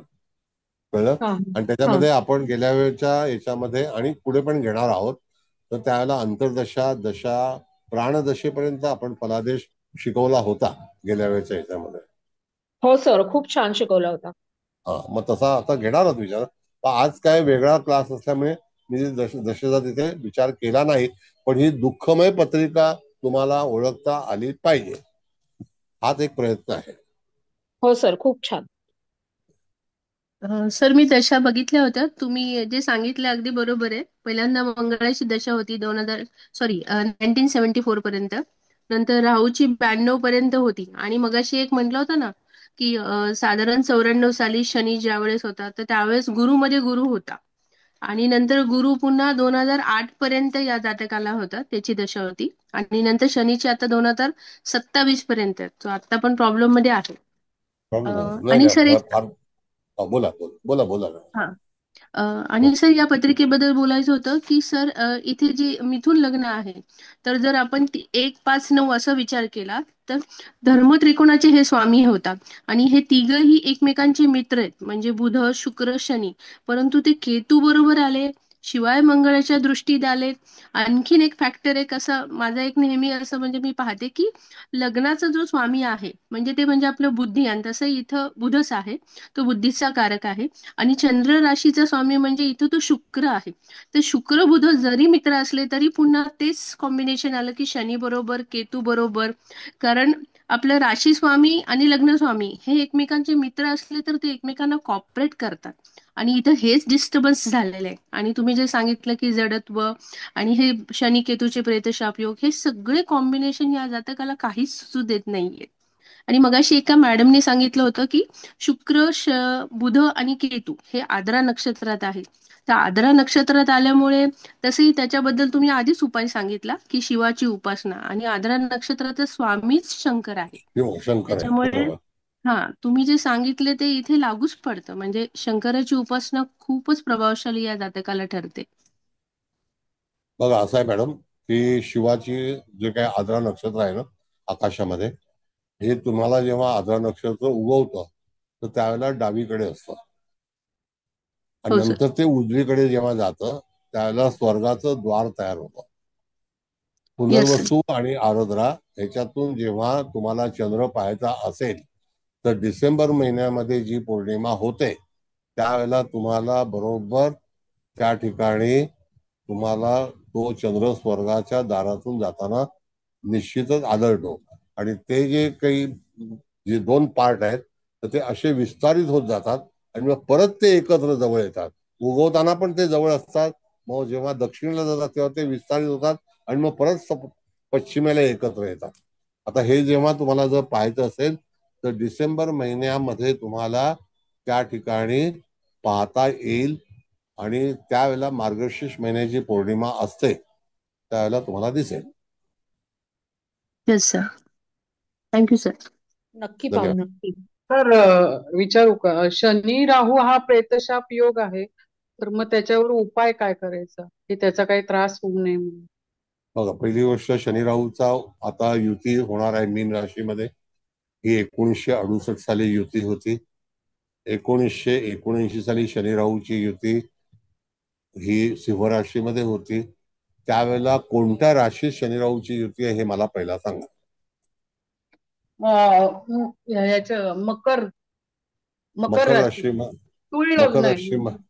एक हा मिनिट थांबा. तूळ लग्नाला मकर राशीमध्ये युती ही आत्ता होती, कळलं का? हा मग आता त्या दरम्यान मकरेचा शनी आहे का कुंभेचा आहे ते तुम्ही सांगा पहिला. नाही मकरेचा आहे. मुलीच्या पत्रिकेबाबत विचार. हा, मग मुलीच्या पत्रिकेने हे आहे 9वी शनी तारखेला राहूची जन्म आहे तिचा. मग शनी राहूची युती ही परमिटेड नाही, कळलं? हो पण ती लग्न पत्रिकेत आली म्हणजे परमिटेड धरायची का? कुठल्या स्थानात आहे? चतुर्थ स्थानात आहे. मग चतुर्थ स्थानात असेल तर आईला चिंताकारक, आणि जिथे तिचा विवाह होईल तिथे सासूला चिंताकारक असेल, कळलं? बर तर बर जेव्हा विवाह करायचा असेल तर हा त्या विवाह झाला असेल तरी सुद्धा झालाय. घराची झालाय, मग त्या ठिकाणी घराची तपासणी करून विवाह केला पाहिजे. हो आणि केलं तर उपायाचं झालंय, हा व्यवस्थित झालंय तर काही. पण आई म्हणजे मला प्रॉब्लेम चालूच आहेत सारखे काही ना काहीतरी, एक झालं की एक आरोग्याच्या दृष्टीने. ठीक आहे. आता पर्सनल कृपया काही तुमचे प्रश्न मांडू नका प्लीज. हो येस. केतू आलेला आहे. हे जर का गुरु बरोबर केतू आला असता तर काय झालं असतं? तर चांडाळ योग झाला असता. नाही, शनी केतू आणि गुरु. शनी केतू गुरु हे एकत्र आले असते तर प्रेतशाप योग झाला असता आणि चांडाळ योग पण झाला असता. ओके. कळलं? आता जसं मी तुम्हाला सांगतो की हा गुरु अगोदर एक 6 महिन्यात, गुरु किती अंशाचा आहे मॅडम बघा, त्याच्या अगोदर राहू की गुरुची युती होती धनु राशीमध्ये आणि तो गुरु चांडाळ 18 योगच अंशावर होता. येतात या मग कुंडलीत. त्यावेळेला चांडाळ योग हा 1973 साली झाला होता. तर 1961 मध्ये पण झाला होता आपण म्हणाला होता. हो, 61 साली जो झाला होता तो मकर राशीमधून समोरची रास कोणती तर कर्क. हो सर. शनी केतूची तर मग युती त्याचे मकर उपाय राशीमध्ये. कसे सांगायचे? हे असेच सांगायचे, मी आता उपाय सांगितले ना तुम्हाला. जी रास असेल त्याचा उपाय आहे. आपला हा पहिलाच प्रश्न आहे की मालक कोण आहे? हा शनी. शनी. मग त्या शनीचे उपाय करणं गरजेचंच आहे. मी काय म्हटलं, सुरुवातीला सांगितलं कौलारू घर आहे, पाणी कुठून गळतंय, तर पहिला कौलं रिपेअर केली पाहिजे की नाही, का घर रिपेअर करायचंय? नाही, कौल. हा बस. सर गुरु राहूसाठी गुरुचा आणि राहूचा दोन्हीचा उपाय करायचा. आणि राशी कोणती आहे त्याचा स्वामी. अच्छा. राशी कोणती आहे त्याचा स्वामी सुद्धा त्याच्याबद्दलचा उपासना करणं गरजेचं आहे. अच्छा ओके. अदरवाईज तुम्हाला त्या ठिकाणी फलादेश मिळणार नाही. म्हणून ज्या जमिनीवरती म्हणजे ज्या राशीमध्ये जी काही युती झालेली आहे ती युती जातकाच्या जीवनामध्ये त्रास उत्पन्न करीत आहे आणि त्या ठिकाणी जातकाला भरपूर प्रमाणामध्ये भोग भोगायचे असतात आहेत. म्हणून त्या ठिकाणी असे उपाय करावे लागतात आणि सामान्य उपाय तुम्हाला सांगितलेले आहेत, खर्चिक नाही.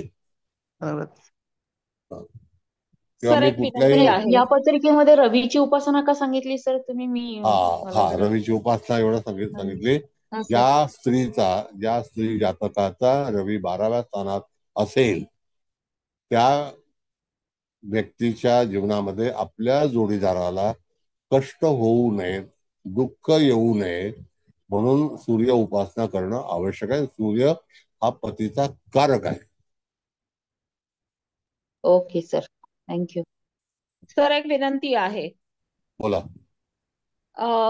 29 मार्चला जे काही बदल होत आहेत गोचरीचे, त्याच्याबद्दल एक संपूर्ण स्वतंत्र क्लास तुम्ही घेऊ शकाल का? म्हणजे सगळ्यांच्या ठीक मनातले जे पर्सनल प्रश्न आहेत. ठीक आहे. थँक्यू ठीक सो आहे. मच. Yes madam. आता बघा ना, सर 7ही एक ग्रह विचारू? रेषेमध्ये हा बोला मॅडम. सर कोणत्याही राशीमध्ये सर चंद्र राहू किंवा चंद्र केतू युती असेल तर त्या व्यक्तीच्या मानसिकतेवरती कसा परिणाम होतो आणि त्यासाठी काय उपाय करायला हवेत? आता तुम्ही राहूचं जसं सांगितलं की गोमेद वापरू शकतो. मग चंद्र राहू किंवा चंद्र केतू युती असताना चंद्राचे उपाय करणं गरजेचं आहे आणि राहू हो. केतूचे उपाय दोन्हीचे करणं गरजेचं आहे का सर? Yes yes yes. आणि त्या राशी कुठल्या राशीत झालाय ते पण. येस. मग त्या आता व्यक्ती मला सांगा. चंद्र आपण बिघडला म्हणतो अशा वेळेला, बरोबर. मग त्यावेळेला चंद्राला पण बळ वाढवायचं की त्याबरोबर राहू केतूचे पण दोन्हीचे उपाय केले तर कसं चालू शकतं सर, असं मला म्हणायचं. सांगतो. आता असं आहे मॅडम, की आपण आता असं समजूया, चंद्रकेतूची युती आहे, बरोबर आहे. आणि ती युती सिंह राशीमध्ये झाली आहे असं समजा. ही चंद्रकेतूची युती ही साधारणतः राहू हा कुंभेला होता 1970 साली, आणि 70 साली चंद्रकेतूची युती झाली. कुंभ लग्न, सप्तमात चंद्रकेतूची युती. आता सप्तमात चंद्रकेतूची युती असल्यामुळे रवी पण दुखावला गेला की नाही? बरोबर. हो. त्या व्यक्तीला ती व्यक्ती जन्माला आल्यानंतर वडिलांचं सुख प्राप्त झालं नाही, आई विधवा झाली. नंबर 1. ओके. बरं, म्हणजे बाळ चंद्राला लहान जे दुःख होतं. आपण केतूमुळं पण आलं आणि ते म्हणू शकतो आपण, बरोबर. बाळ लहान होतं, 2 वर्षाचं 3 वर्षाचं, वडील गेले म्हणजे छत्र गेलं, कळलं? बरोबर. हो हो. आता त्याला बाळाचा काय दोष आहे? काहीच नाही. नाही, काहीच नाही. ते जन्माला आलं, आई विधवा झाली. आता चंद्र म्हणजे माता, केतू युक्त झाली म्हणून मातेने पतीचा त्याग केला. Got it? अच्छा. Okay okay okay. पतीचा त्याग झाला किंवा त्याग झाला. केला, बरोबर. केला गेला. बरोबर हो आहे? येस. हो. आता अशा वेळेला जर ही व्यक्ती असेल, आपल्याकडे आली, मी पुन्हा पुन्हा आवर्जून का सांगतो मॅडम माहिती आहे का, की आपण अनेक लोकांकडे जातो जेव्हा आपण आजारी असतो आणि आपल्याला रीतसर औषध मिळावं हा एक मुख्य भाग आहे. मग त्याला स्पेशालिस्ट म्हणतो. मग अशा वेळेला जर समजा व्यक्ती आली आणि तुम्ही चांगले ज्योतिषी आहात, तर त्यावेळेला तुम्ही संपूर्ण इत्यंभूत माहिती दिली, तर त्यासोबत रवी सुद्धा ह्या व्यक्तीचा, म्हणजे मी आता स्टोरी सांगतोय, तो डॅमेज आहे आणि जातक स्त्री आहे म्हणून तिचा विवाह झाला नाही आणि ती आणि आता 54 वर्षाच्या वर्ष. पत्रिकेमध्ये असेल तर मग नाही, एक मिनिट, लेट मी कंप्लीट दिस. ती आता 54 वर्षाची आहे. आता 54 वर्षाची स्त्री पुढे जाऊन काय संसार करणार? होय, नाही करू बरोबर. शकत. नाही करू शकत. हो. बरं, आता त्या केतू चंद्राच्या युतीमुळे मानसिक आंदोलनं एवढी झाली की विचारू नका. बरोबर. सिंह राशीत झाल्यामुळे लग्न नाही तर संतती नाही. हो. अधिकार पाहिजेत ते अधिकार नाहीत. डिपेंडंट लाईफ आहे. अच्छा. म्हणजे चंद्र त्या पण कमकुवत झाला ठिकाणी त्यामुळे पण डिपेंडंट राहावंच आहे. लागलंय. अधिक तो षष्टेश आहे. अच्छा. बर. षष्टेश आहे.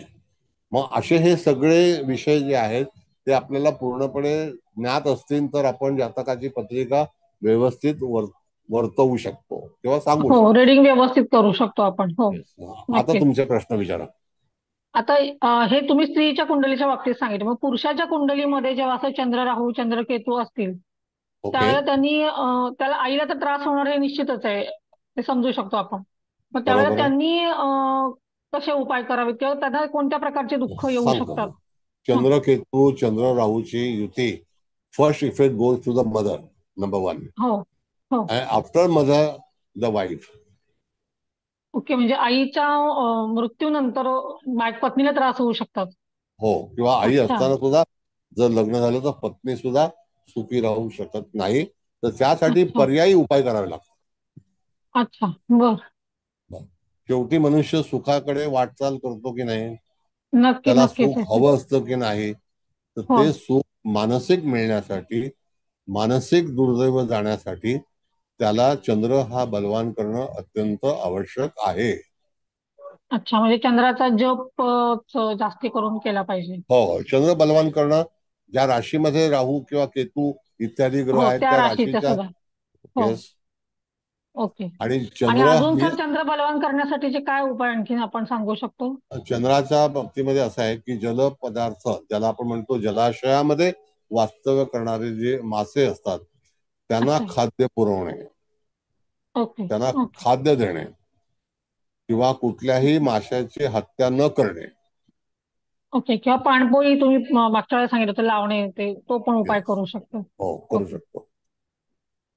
सर ही चंद्रकेतू युती कर्क राशीतच असेल तर आणखीन त्रास होईल ना, म्हणजे कारण हो हो हो. कर्क राशीमध्ये चंद्रकेतूच्या युतीमध्ये मॅडम कालांतराने प्रचंड त्रास होतो आणि तो मानसिक असतो. कधी कधी मानसिक व्यवस्था पण कम्प्लिटली डॅमेज होतात.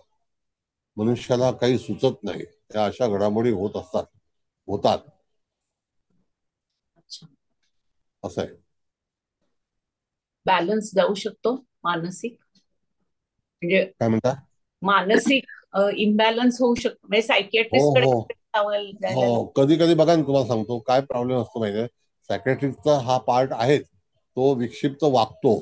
पण कधी कधी काही लोक तुम्हाला जे काही आपण ज्याच्याशी चर्चा करतो ना, ते उद्धट सारखे बोलतात. स्टुपिड पीपल ज्याला आपण म्हणतो, कारण हा. त्यांचा बॅलन्स शाब्दिक गेलेला असतो.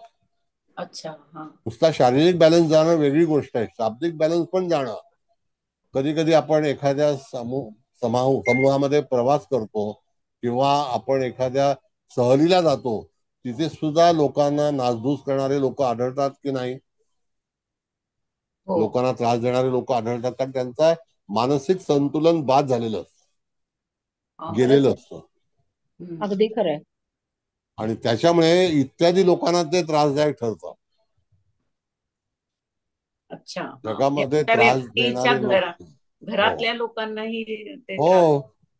आणि कसं आहे, मी तुम्हाला सांगितलं, चंद्रकेतूची जी युती मी तुम्हाला सांगतो, अशा अनेक कुटुंब पाहिलेली आहेत. एका व्यक्तीमुळे अख्खं घर व्यथित होतं, आर्थिक व्यथित होतं,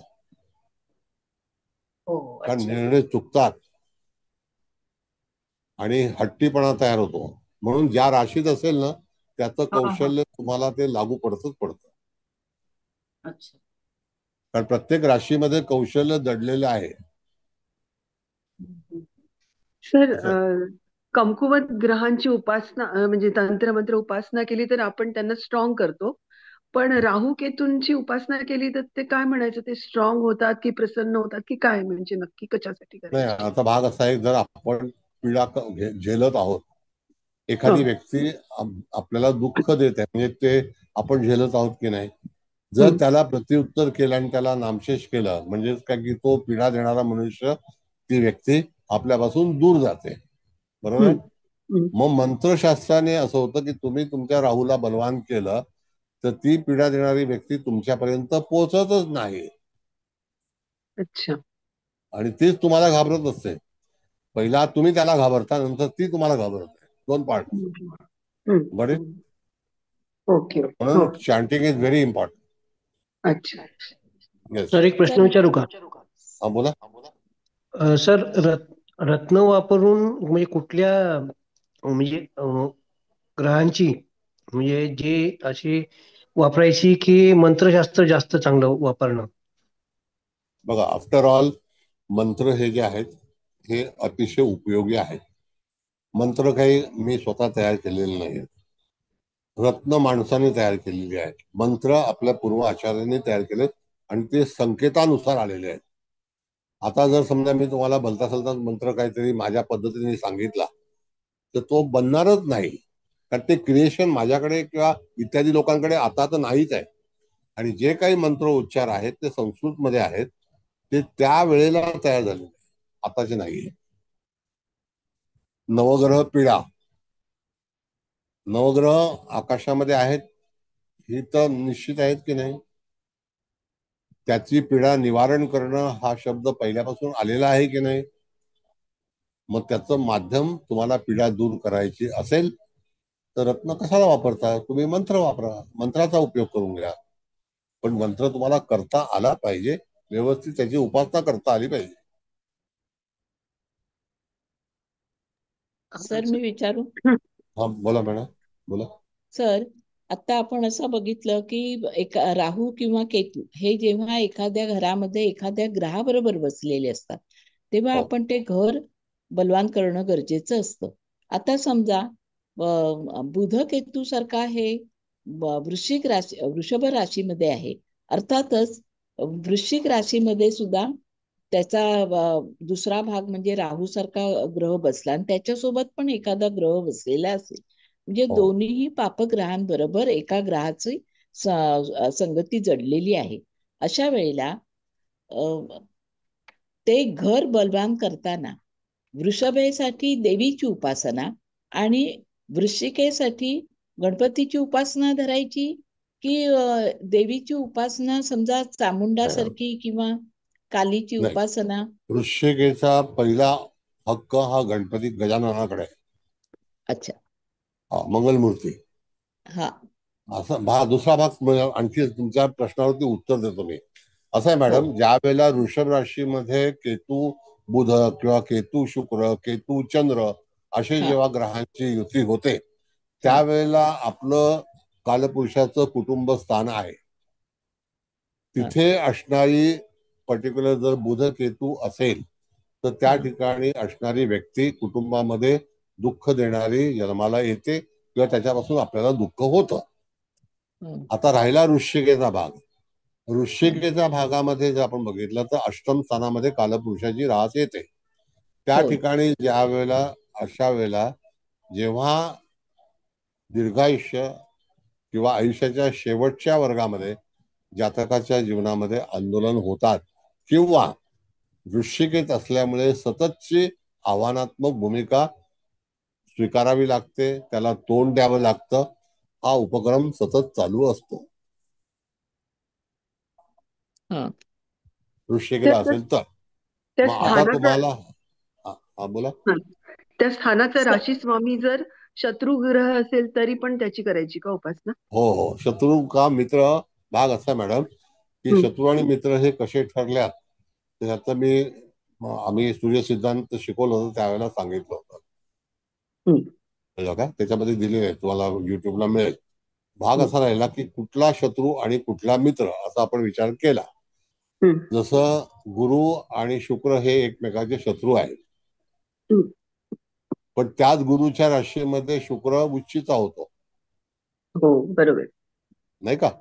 मग आता अशा वेळेला दोन शुभग्रह एकत्र आले तर त्या ठिकाणी त्या दोन शुभग्रहांचा शत्रू म्हणून जर वापर होणार असेल तरी सुद्धा आपल्या हातून काही चुकीच्या गोष्टी घडू शकतात.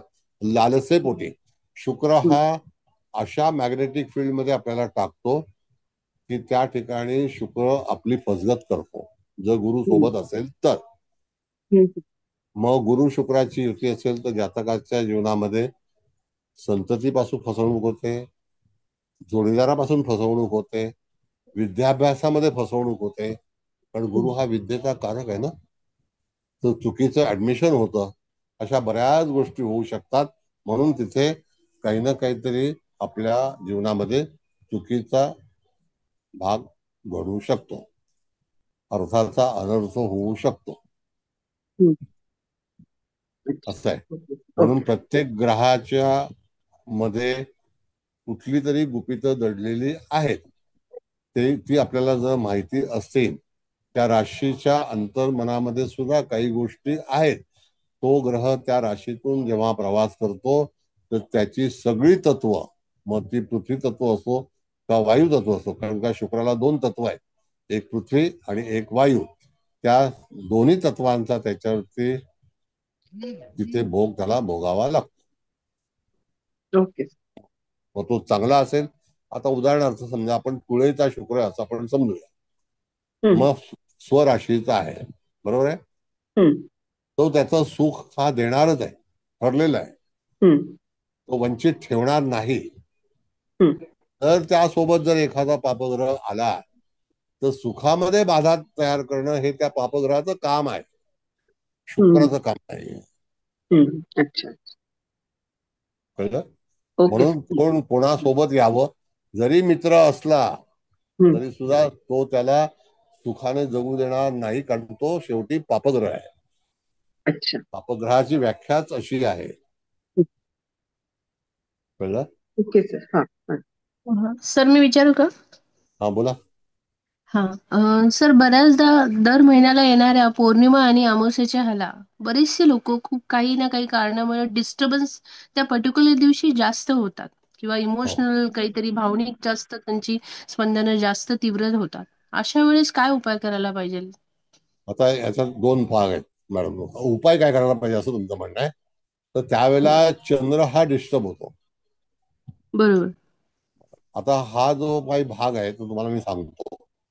अंशात्मक पौर्णिमा ही पूर्व दिशेला होते, हो अंशात्मक पौर्णिमा ही पूर्व दिशेला होते.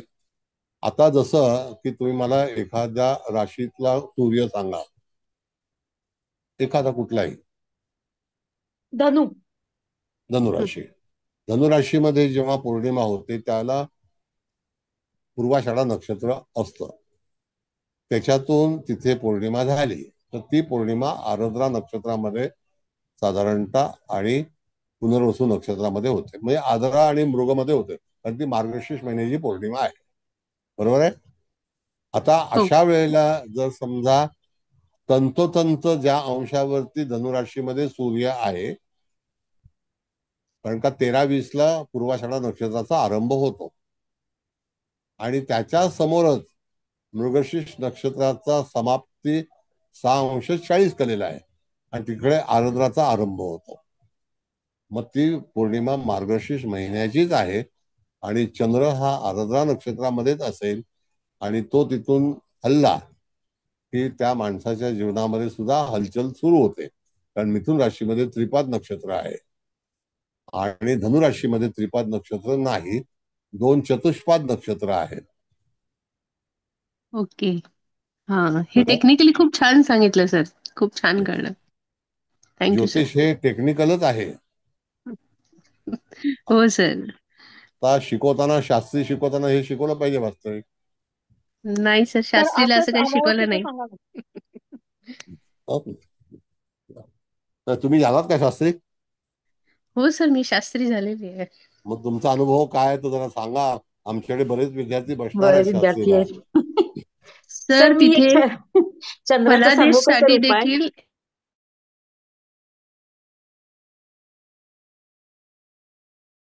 घेणं आणि गणित या विषयावरच भर दिला जातो. जसं तुम्ही म्हटला की गणितामध्ये कधीतरी तुम्ही दुसरं कुठलं तरी एक स्थान सांगितलं आणि त्याच्यावरचे प्रॉब्लेम सांगा किंवा ते कसं, तर त्याचं उत्तर भेटत नाही आणि फलादेश काहीही घेतला जात नाही. म्हणजे आम्ही त्या फलादेशाची वाट बघत राहिलो पण कधीही फलादेश शिकायला मिळाला नाही. इनफॅक्ट जे काही आधी थोडं बहुत आपण शिकलो त्याच्यावरच त्या पत्रिका सोडवल्या गेल्या आणि तोच अनुभव येतो की पत्रिका सोडवताना लक्षात येतं की आपल्याला काय येतंय आणि काय नाही, आपण कुठे आहोत. मला असं वाटतं हाच बेनिफिट त्या पत्रिकेचा होतो, त्यापेक्षा जास्त काही होत नाही. सांगतो मला आता काय गंमत आहे माहितीये का. शास्त्री आता जसं आमच्या तृप्ती कुलकर्णी आहेत त्या शास्त्री आहेत. तर मॅडम, एक इस्तंबुल नावाचं ठिकाण आहे, ते उत्तर आफ्रिकेतलं आहे आणि दक्षिण आफ्रिकेतलं ठिकाण तंझानिया आहे, मध्य आफ्रिका. आणि आपल्या त्या शास्त्रीय परीक्षेचा जो गणित शिकवणारा माणूस आहे त्याला सांगायचं की तंझानियाची पत्रिका मांडा. हा जन्म कधीही मांडू शकणार नाही. हो सर, तो नाही हयात. मांडत. कारण का माहितीये का, ते लोकांच्या पत्रिका ह्या लिहून घेऊन आलेल्या असतात, त्याच मांडतात. सगळं तयार असतं तर फक्त बोर्डवर उतरायचं असतं ते, बाकी काही नाही. हातामध्ये कागद असतो, त्याच्यातून हे वगळा, त्याच्यातून ते ऍड करा, ऐनांश काढा, ऐनांश वजा करा, त्याच्यानंतर हे बघा, ते लग्नाचे स्पष्टकरण करा, दशमस्थान स्पष्ट करा. पण तंझानिया काढा, त्याच्या जन्मात कधी काढू शकणार नाही. कळलं. आणि आम्ही पत्रिका काढायला जेव्हा शिकलो त्यावेळेला आमच्या जवळ ग्लोब होता, जो नकाशा असतो ना पूर्ण विश्वाचा, तो होता आणि त्याच्यावर आम्ही पत्रिका काढायला शिकलो होतो. सर तुम्ही हा जो विषय घेतला ना, तर हा विषय ऍक्च्युली इतका इम्पॉर्टंट आहे ना की खऱ्या अर्थाने म्हणजे हे प्रश्न असे मनात येतच होते की बऱ्याचदा लोक, मी ते म्हंटल आता की 6-8-12 मधून चंद्र जात असताना किंवा अमावस्या पौर्णिमेच्या दरम्यान किंवा आता जसं या जातकाची तुम्ही पत्रिका घेतली की तिचं ग्रहमान कसं आहे आणि मग दशांचा पण एक संबंध आला की सपोज त्या दरम्यान एखादी वाईट दशांची किंवा मार्गशीर्षाची हे झाली तर त्याच दरम्यान प्रत्येक जातक येत असतो. पण अशा पद्धतीने कुंडली घेऊन असे प्रॉब्लेम आहेत तर त्यांना असं उपाय हे करा असं केव्हाही मला वाटतं ना भूतो न भविष्यत असं कुणीही घेणार नाही. ते तुम्ही आज घेतलं आणि तुमचे सर सगळ्या विद्यार्थ्यांच्या वतीने आणि माझ्या वतीने पण खूप खूप आभार. कारण यातनं खऱ्या अर्थाने जी मदत लोकांना करता येते या शास्त्राच्या आधारे ती तुम्ही आम्हाला शिकवता सर. खूप खूप खूप धन्यवाद सर तुमचे. थँक्यू नाही, थँक्यू सर. तंत्रमंत्राचा विषय हा कसा शिकवावा, जसं आता तुम्ही पण शिक्षिका होणार आहात, बऱ्याचशा शिक्षिका इथे आहेत, शिक्षक शिकवतात, तर त्यांना सुद्धा एक आधार आहे हा. एक त्याचं नॉलेज आहे, म्हणजे ज्ञान आहे, कळलं का? आणि ते उपयोगात हो आणू सर. शकतात. असं आहे. Yes sir. आणि अतिशय सोपे उपाय सांगितले सर. लोक ते नारळाची वाटी आणि ते काळे तीळ आणि काय काय हेच काही काहीतरी सांगत असतात की लोक त्याच्यामुळे लोक घाबरून जातात, पळून जातात ते. पण तुम्ही खूप सोपे उपाय सांगितले सर. खरं पण ठीक आहे, थँक्यू. आता आता बराच वेळ झालाय, तर एनिवे तर या मॅडमनी एक विचारलं होतं ना आता अमावस्या पौर्णिमेच्या वेळेला मानसिक स्थिती, तर त्याच्यासाठी मला एक असं ऐकण्यात आलेलं आहे, सांगू का सर मी? चंद्र बिघडलेला असेल तर म्हणजे तर म्हणजे आपल्या रात्री जेव्हा झोपतो आपण अमावस्या म्हणजे त्यावेळेला, तर चांदीच्या भांड्यामध्ये पाणी ठेवायचं आणि सकाळी उठल्यावरती ते पाणी लांब कुठेतरी फेकून द्यायचं, म्हणजे निगेटिव्हिटी जाईल. हे बरोबर आहे का सर? नाही नाही, बघा, नाही चांदी ही होणार. चंद्राकडे आहे. नाही, सांगतो मी सायंटिफिक हा सर. उत्तर देतो. हा सर. हा चांदी तेच ही म्हणजे मला हे चंद्राकडे आहे. समजलं म्हणून. ओके. हा. जर समजा चांदीच्या ताटामध्ये तुम्ही जेवण केलं, हा. जसं पुण्यामध्ये एक जाहिरात आहे हो सर. की चांदीच्या ताटात जेवण देतात तिथे, जेवण करा. हो हो. नाही का? हो सर आहे. मग आणि त्या थाटात आणि ताटात, तर जर समजा एखाद्या व्यक्तीचा चंद्र जर दूषित झाला असेल आणि हा त्याला सर. चांदीचं कडं वापरायला दिलं, हा. चांदीचे पैंजण वापरतात, त्याला कारण पण तेच असतं. अच्छा. चांदीचं ताटामध्ये तुम्ही जेवण जेवलात तर निश्चितच तो दोष जो आहे तो नाहीसा होतो. पण चांदीमध्ये पाणी ठेवा नंतर ते फेकून द्या, असं शास्त्र कुठेही नाही. म्हणजे डोक्याच्या मागे झोपताना हा, बरोबर की आहे, पण त्यावेळेला निगेटिव्हिटी जाईल निघून अशा अर्थाने नाही नाही नाही, त्याचा काय अर्थ नाही. नाही होत का? त्यापेक्षा बरं. चांदीच्या पेल्यात पाणी प्या. पाणी प्या. हा. हा, म्हणजे त्या चांदी चंद्राचं हे. कसं असतं बघा, असं आहे की मिनरल आहेत ना, मिनरल, हा. पाणी हे मिनरल मधून येतं आपल्याकडे, मिनरल. हो. हम्म. बरोबर आहे. हो सर. आता पाणी शेवटी कुठलं असतं? जे समुद्रातलं पाणी आहे ते आकाशात जातं. जात. मी हो. तुम्हाला सायन्स मधला भाग सांगतोय हो सर. व्यवस्थित. म्हणजे काय की आता विषय हा विज्ञानाचा असल्यामुळे पाऊस कसा बाष्पीभवन पडतो, होऊन वरती जातात ते. हा, नाही, ते तर बाष्प आहे. म्हणजे हा. विज्ञान काय सांगतं की पाऊस कसा पडतो, असा हा. पेपरमध्ये लिहायचं असतं. पाऊस ओके. कसा हा. पडतो, हम्म. तर जेव्हा सूर्याचं जे काही तापमान आहे ते समुद्रातून पाणी आकाशात जात असतं जात. हो. आणि ते साधारणतः 2-2.5 किलोमीटर वरती जातं आणि हो. तिथे फ्रीजिंग होतं. म्हणजे ढग बनतो, म्हणजे काय बनतो तर फ्रीज होतो. पाणी. हो. जेव्हा खालून त्याला तसं तऱ्हेचं प्रेशर मिळाल्यानंतर त्याचं थेंबे थेंबे पाणी पडतं. जगात पाऊस हा सगळ्या ठिकाणी पडत असतो, पाऊस पडत नाही असं नाही. पण आपल्याकडला पाऊस, मी आता विज्ञानाचा विषय निघाला म्हणून सांगतो, आपल्याकडला पाऊस जेव्हा पडतो तर ते सगळं पाणी आपल्याला मडासगारवरून येतं. कुठून मडासगार येतं? मडासगार मडासगार साऊथ आफ्रिकेच्या जवळ एक गाव, अच्छा. मॉरिशसच्या खालच्या बाजूला आहे. इथून ढग येतात का म्हणजे ते? आफ्रिका, हा, अरे. तिथून नाही, तिथून ढग तयार होतात आणि अच्छा. ते ढग नैऋत्येचे वारे ज्याला आपण म्हणतो ते हा सर. तिकडून आपल्यापर्यंत येतात आणि ते पाणी आपल्याकडे पडलं जातं. म्हणजे बापरे. नवीन. आपल्याकडला पाऊस विज्ञानाच्या नुसार तो ढग आपल्याकडे बनलेला नसतो. सर म्हणजे नाव नाही आपल्या इथल्या कळलं, परत समुद्राचं एकदा सांगा. जातच नाही वरती, ढग होत नाहीत.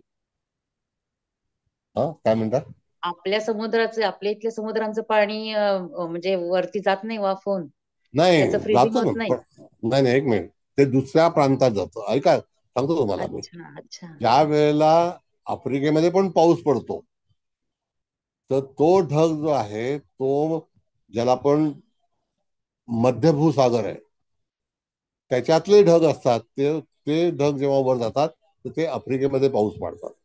पण आपल्या भारतामध्ये पडणारा पाऊस हा मडासगार मध्ये बनलेल्या ढगापासून बनतो, असं विज्ञान सांगतं. पहिल्यांदाच ऐकलं सर हे. कधी ऐकलंच नव्हतं आम्हाला शाळेत पण, म्हणजे कधी असं नाहीच ना, फक्त तर समुद्राचं एक विचार पाणी हे. आता मी नद्या शिकवतो, पर्वत शिकवतो, पाऊस शिकवतो, ऊन शिकवतो, थंडी शिकवतो, आणखी काय पाहिजे, आणि ज्योती शिकवतो.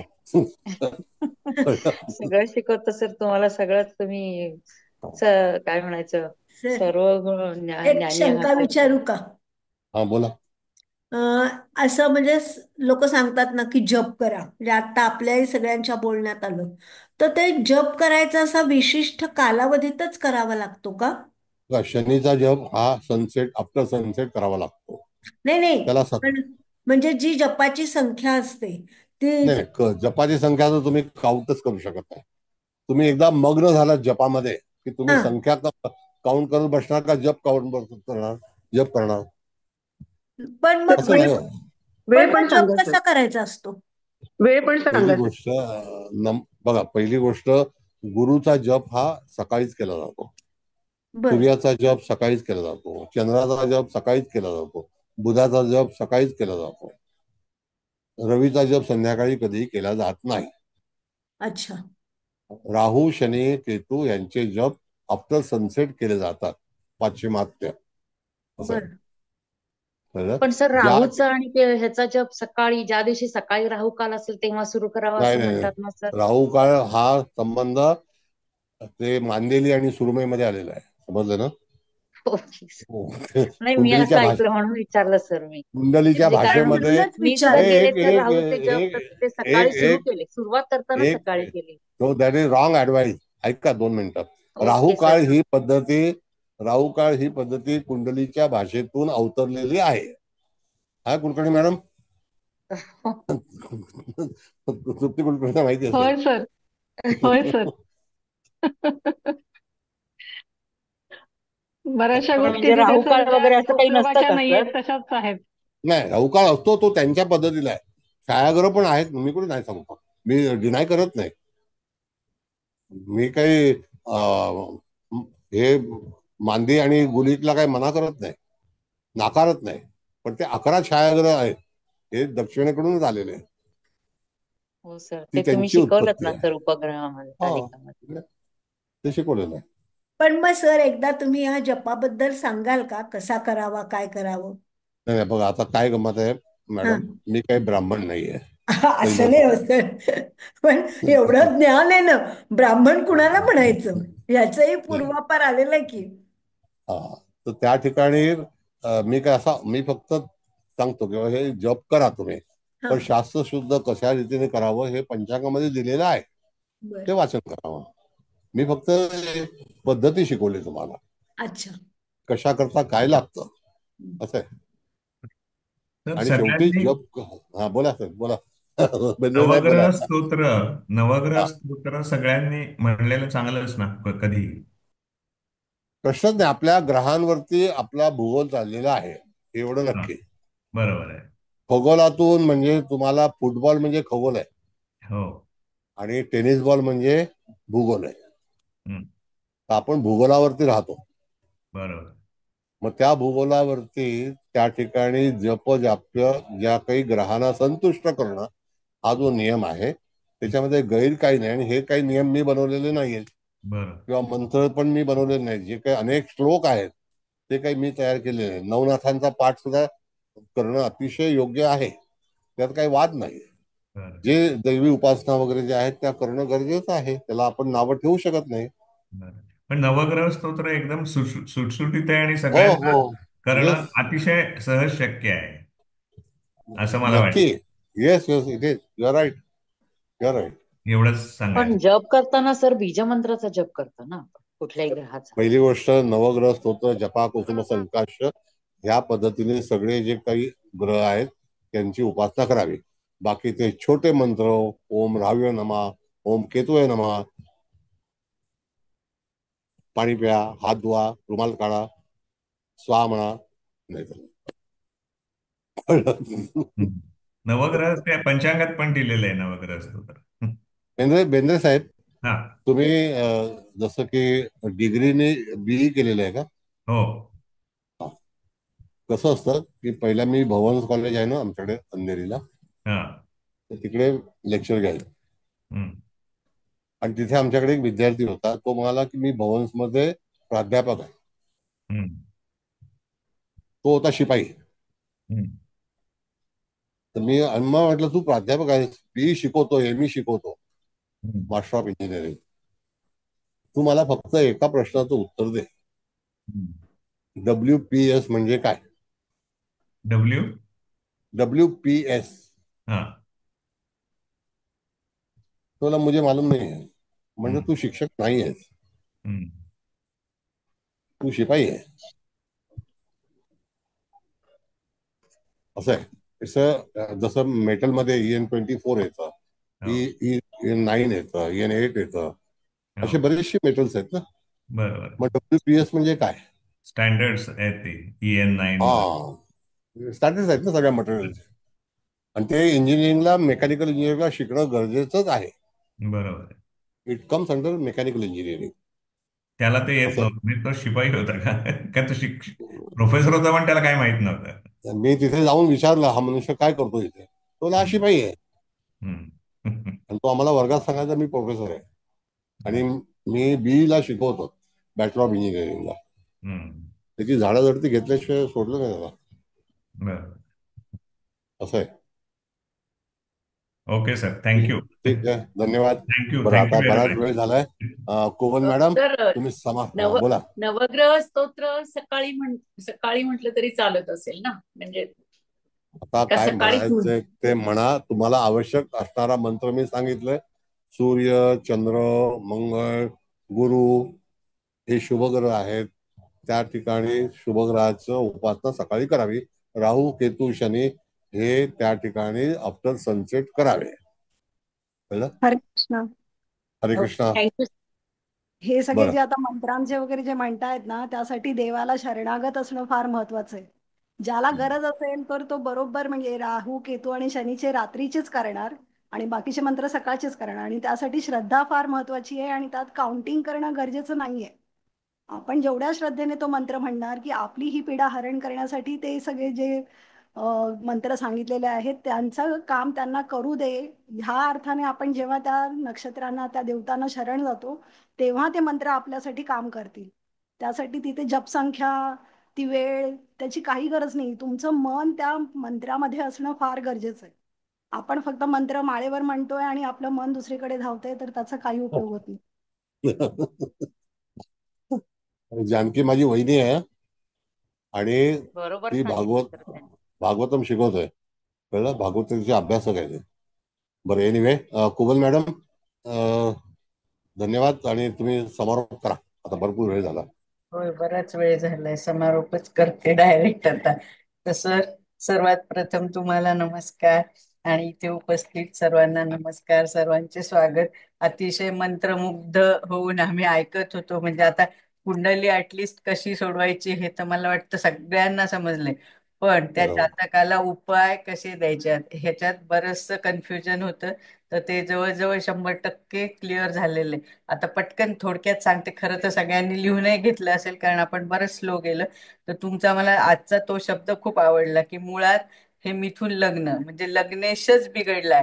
तर तुम्ही म्हणजे मागच्या वेळेस सांगितलं होतं त्याला आधी नीट करायचं, म्हणजे घर गळतंय तर ते कौलं आधी नीट करणं आहे. त्यात आतलं काय रिनोव्हेशन आमकं तमकं ते काही महत्वाचं नाही. तर ते खूप छान सांगितलं. आणि इथे आता ही जातकीची पत्रिका तशी दिसता क्षणीच कळते की बरीच खराबच झाली आहे. कारण तो सूर्य पण म्हणजे 12व्या घरात गेला, त्यामुळे त्या पतीच्या संदर्भात पण काही प्रॉब्लेम येऊ शकतात. म्हणून सूर्य उपासना ते तर झालंच. लग्नेश म्हणून बुधाचं पाहिजे, पण बुध केतू हा जडत्व योग पण झालाय.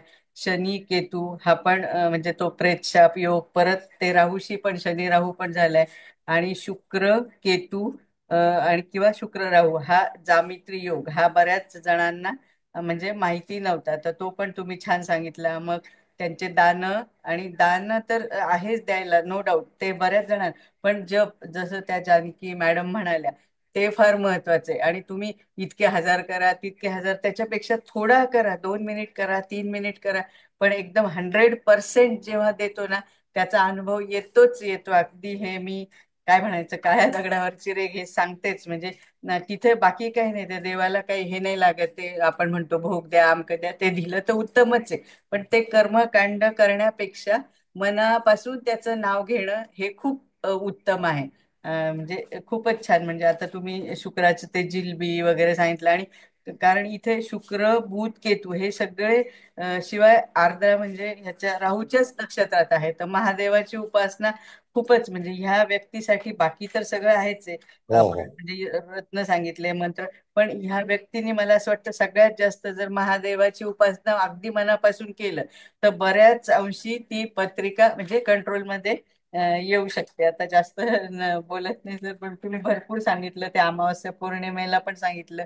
म्हणजे चंद्राच्या आता ताटात समजा जेवण शक्य नसेल तर ग्लासमध्ये तर पाणी नक्कीच पिऊ शकतात, किंवा म्हणजे स्त्रिया पैंजण वापरू शकतात, पुरुष कड घालू शकतात असं. आणि आपले कोण बेंद्रे साहेब पण म्हणाले नवग्रह स्तोत्र हे तर म्हणजे सगळ्यांनीच, पण आपण ऍज अ ऍस्ट्रॉलॉजर म्हणून आपण ते एक आयदर तुम्ही ऐका युट्यूबवर लावून किंवा वाचा किंवा स्वतः म्हटलं तर खूपच म्हणजे चांगलं आहे. आणि मग ते मंत्र पण तुम्ही सांगितलं, म्हणजे शनी केतू राहू हे म्हणजे आफ्टर सनसेट त्यांचं हे आपण मानतो ना, म्हणून तेव्हा त्यांचे जप शक्यतो करावेत. आणि मग आपले चंद्र, सूर्य, बुध, शुक्र, मंगळ ह्यांचे शक्यतो सकाळी केलेले गुरुचं पण जास्त चांगलं. तर आता जास्त काही बोलत नाही, खूप आहे सांगण्यासारखं, लिहिण्यासारखं, पण सगळ्यांनी घेतलं असावंच असं मला म्हणजे वाटतंय. तसं अतिशय अतिशय उत्तम, म्हणजे काय अगदी त्या याला शब्दच नाही, निशब्द केलंय तुम्ही.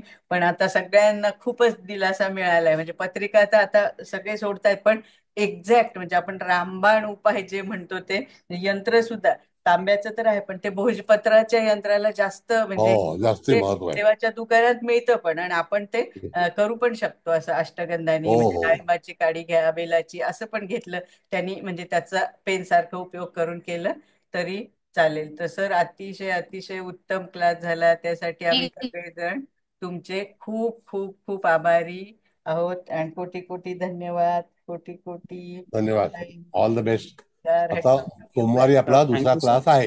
हा. थँक्यू. आणि त्या आपल्या कोणीतरी मॅडम म्हटल्या ना, ते आता मीनेच सगळे ग्रह येणार आहेत, तर लागलं तर पुढच्या वेळेस म्हणजे हा आता क्लास घ्यायचा तर आपण तो घेऊ, म्हणजे बरेच सगळ्यांचं, कारण ते युट्यूबवर ह्याच्यावर त्याच्यावर इतकं काहीतरी एक असं सांगतं, एक तसं सांगतं, तर ते सगळ्यांचं शंका निरसन पण होईल.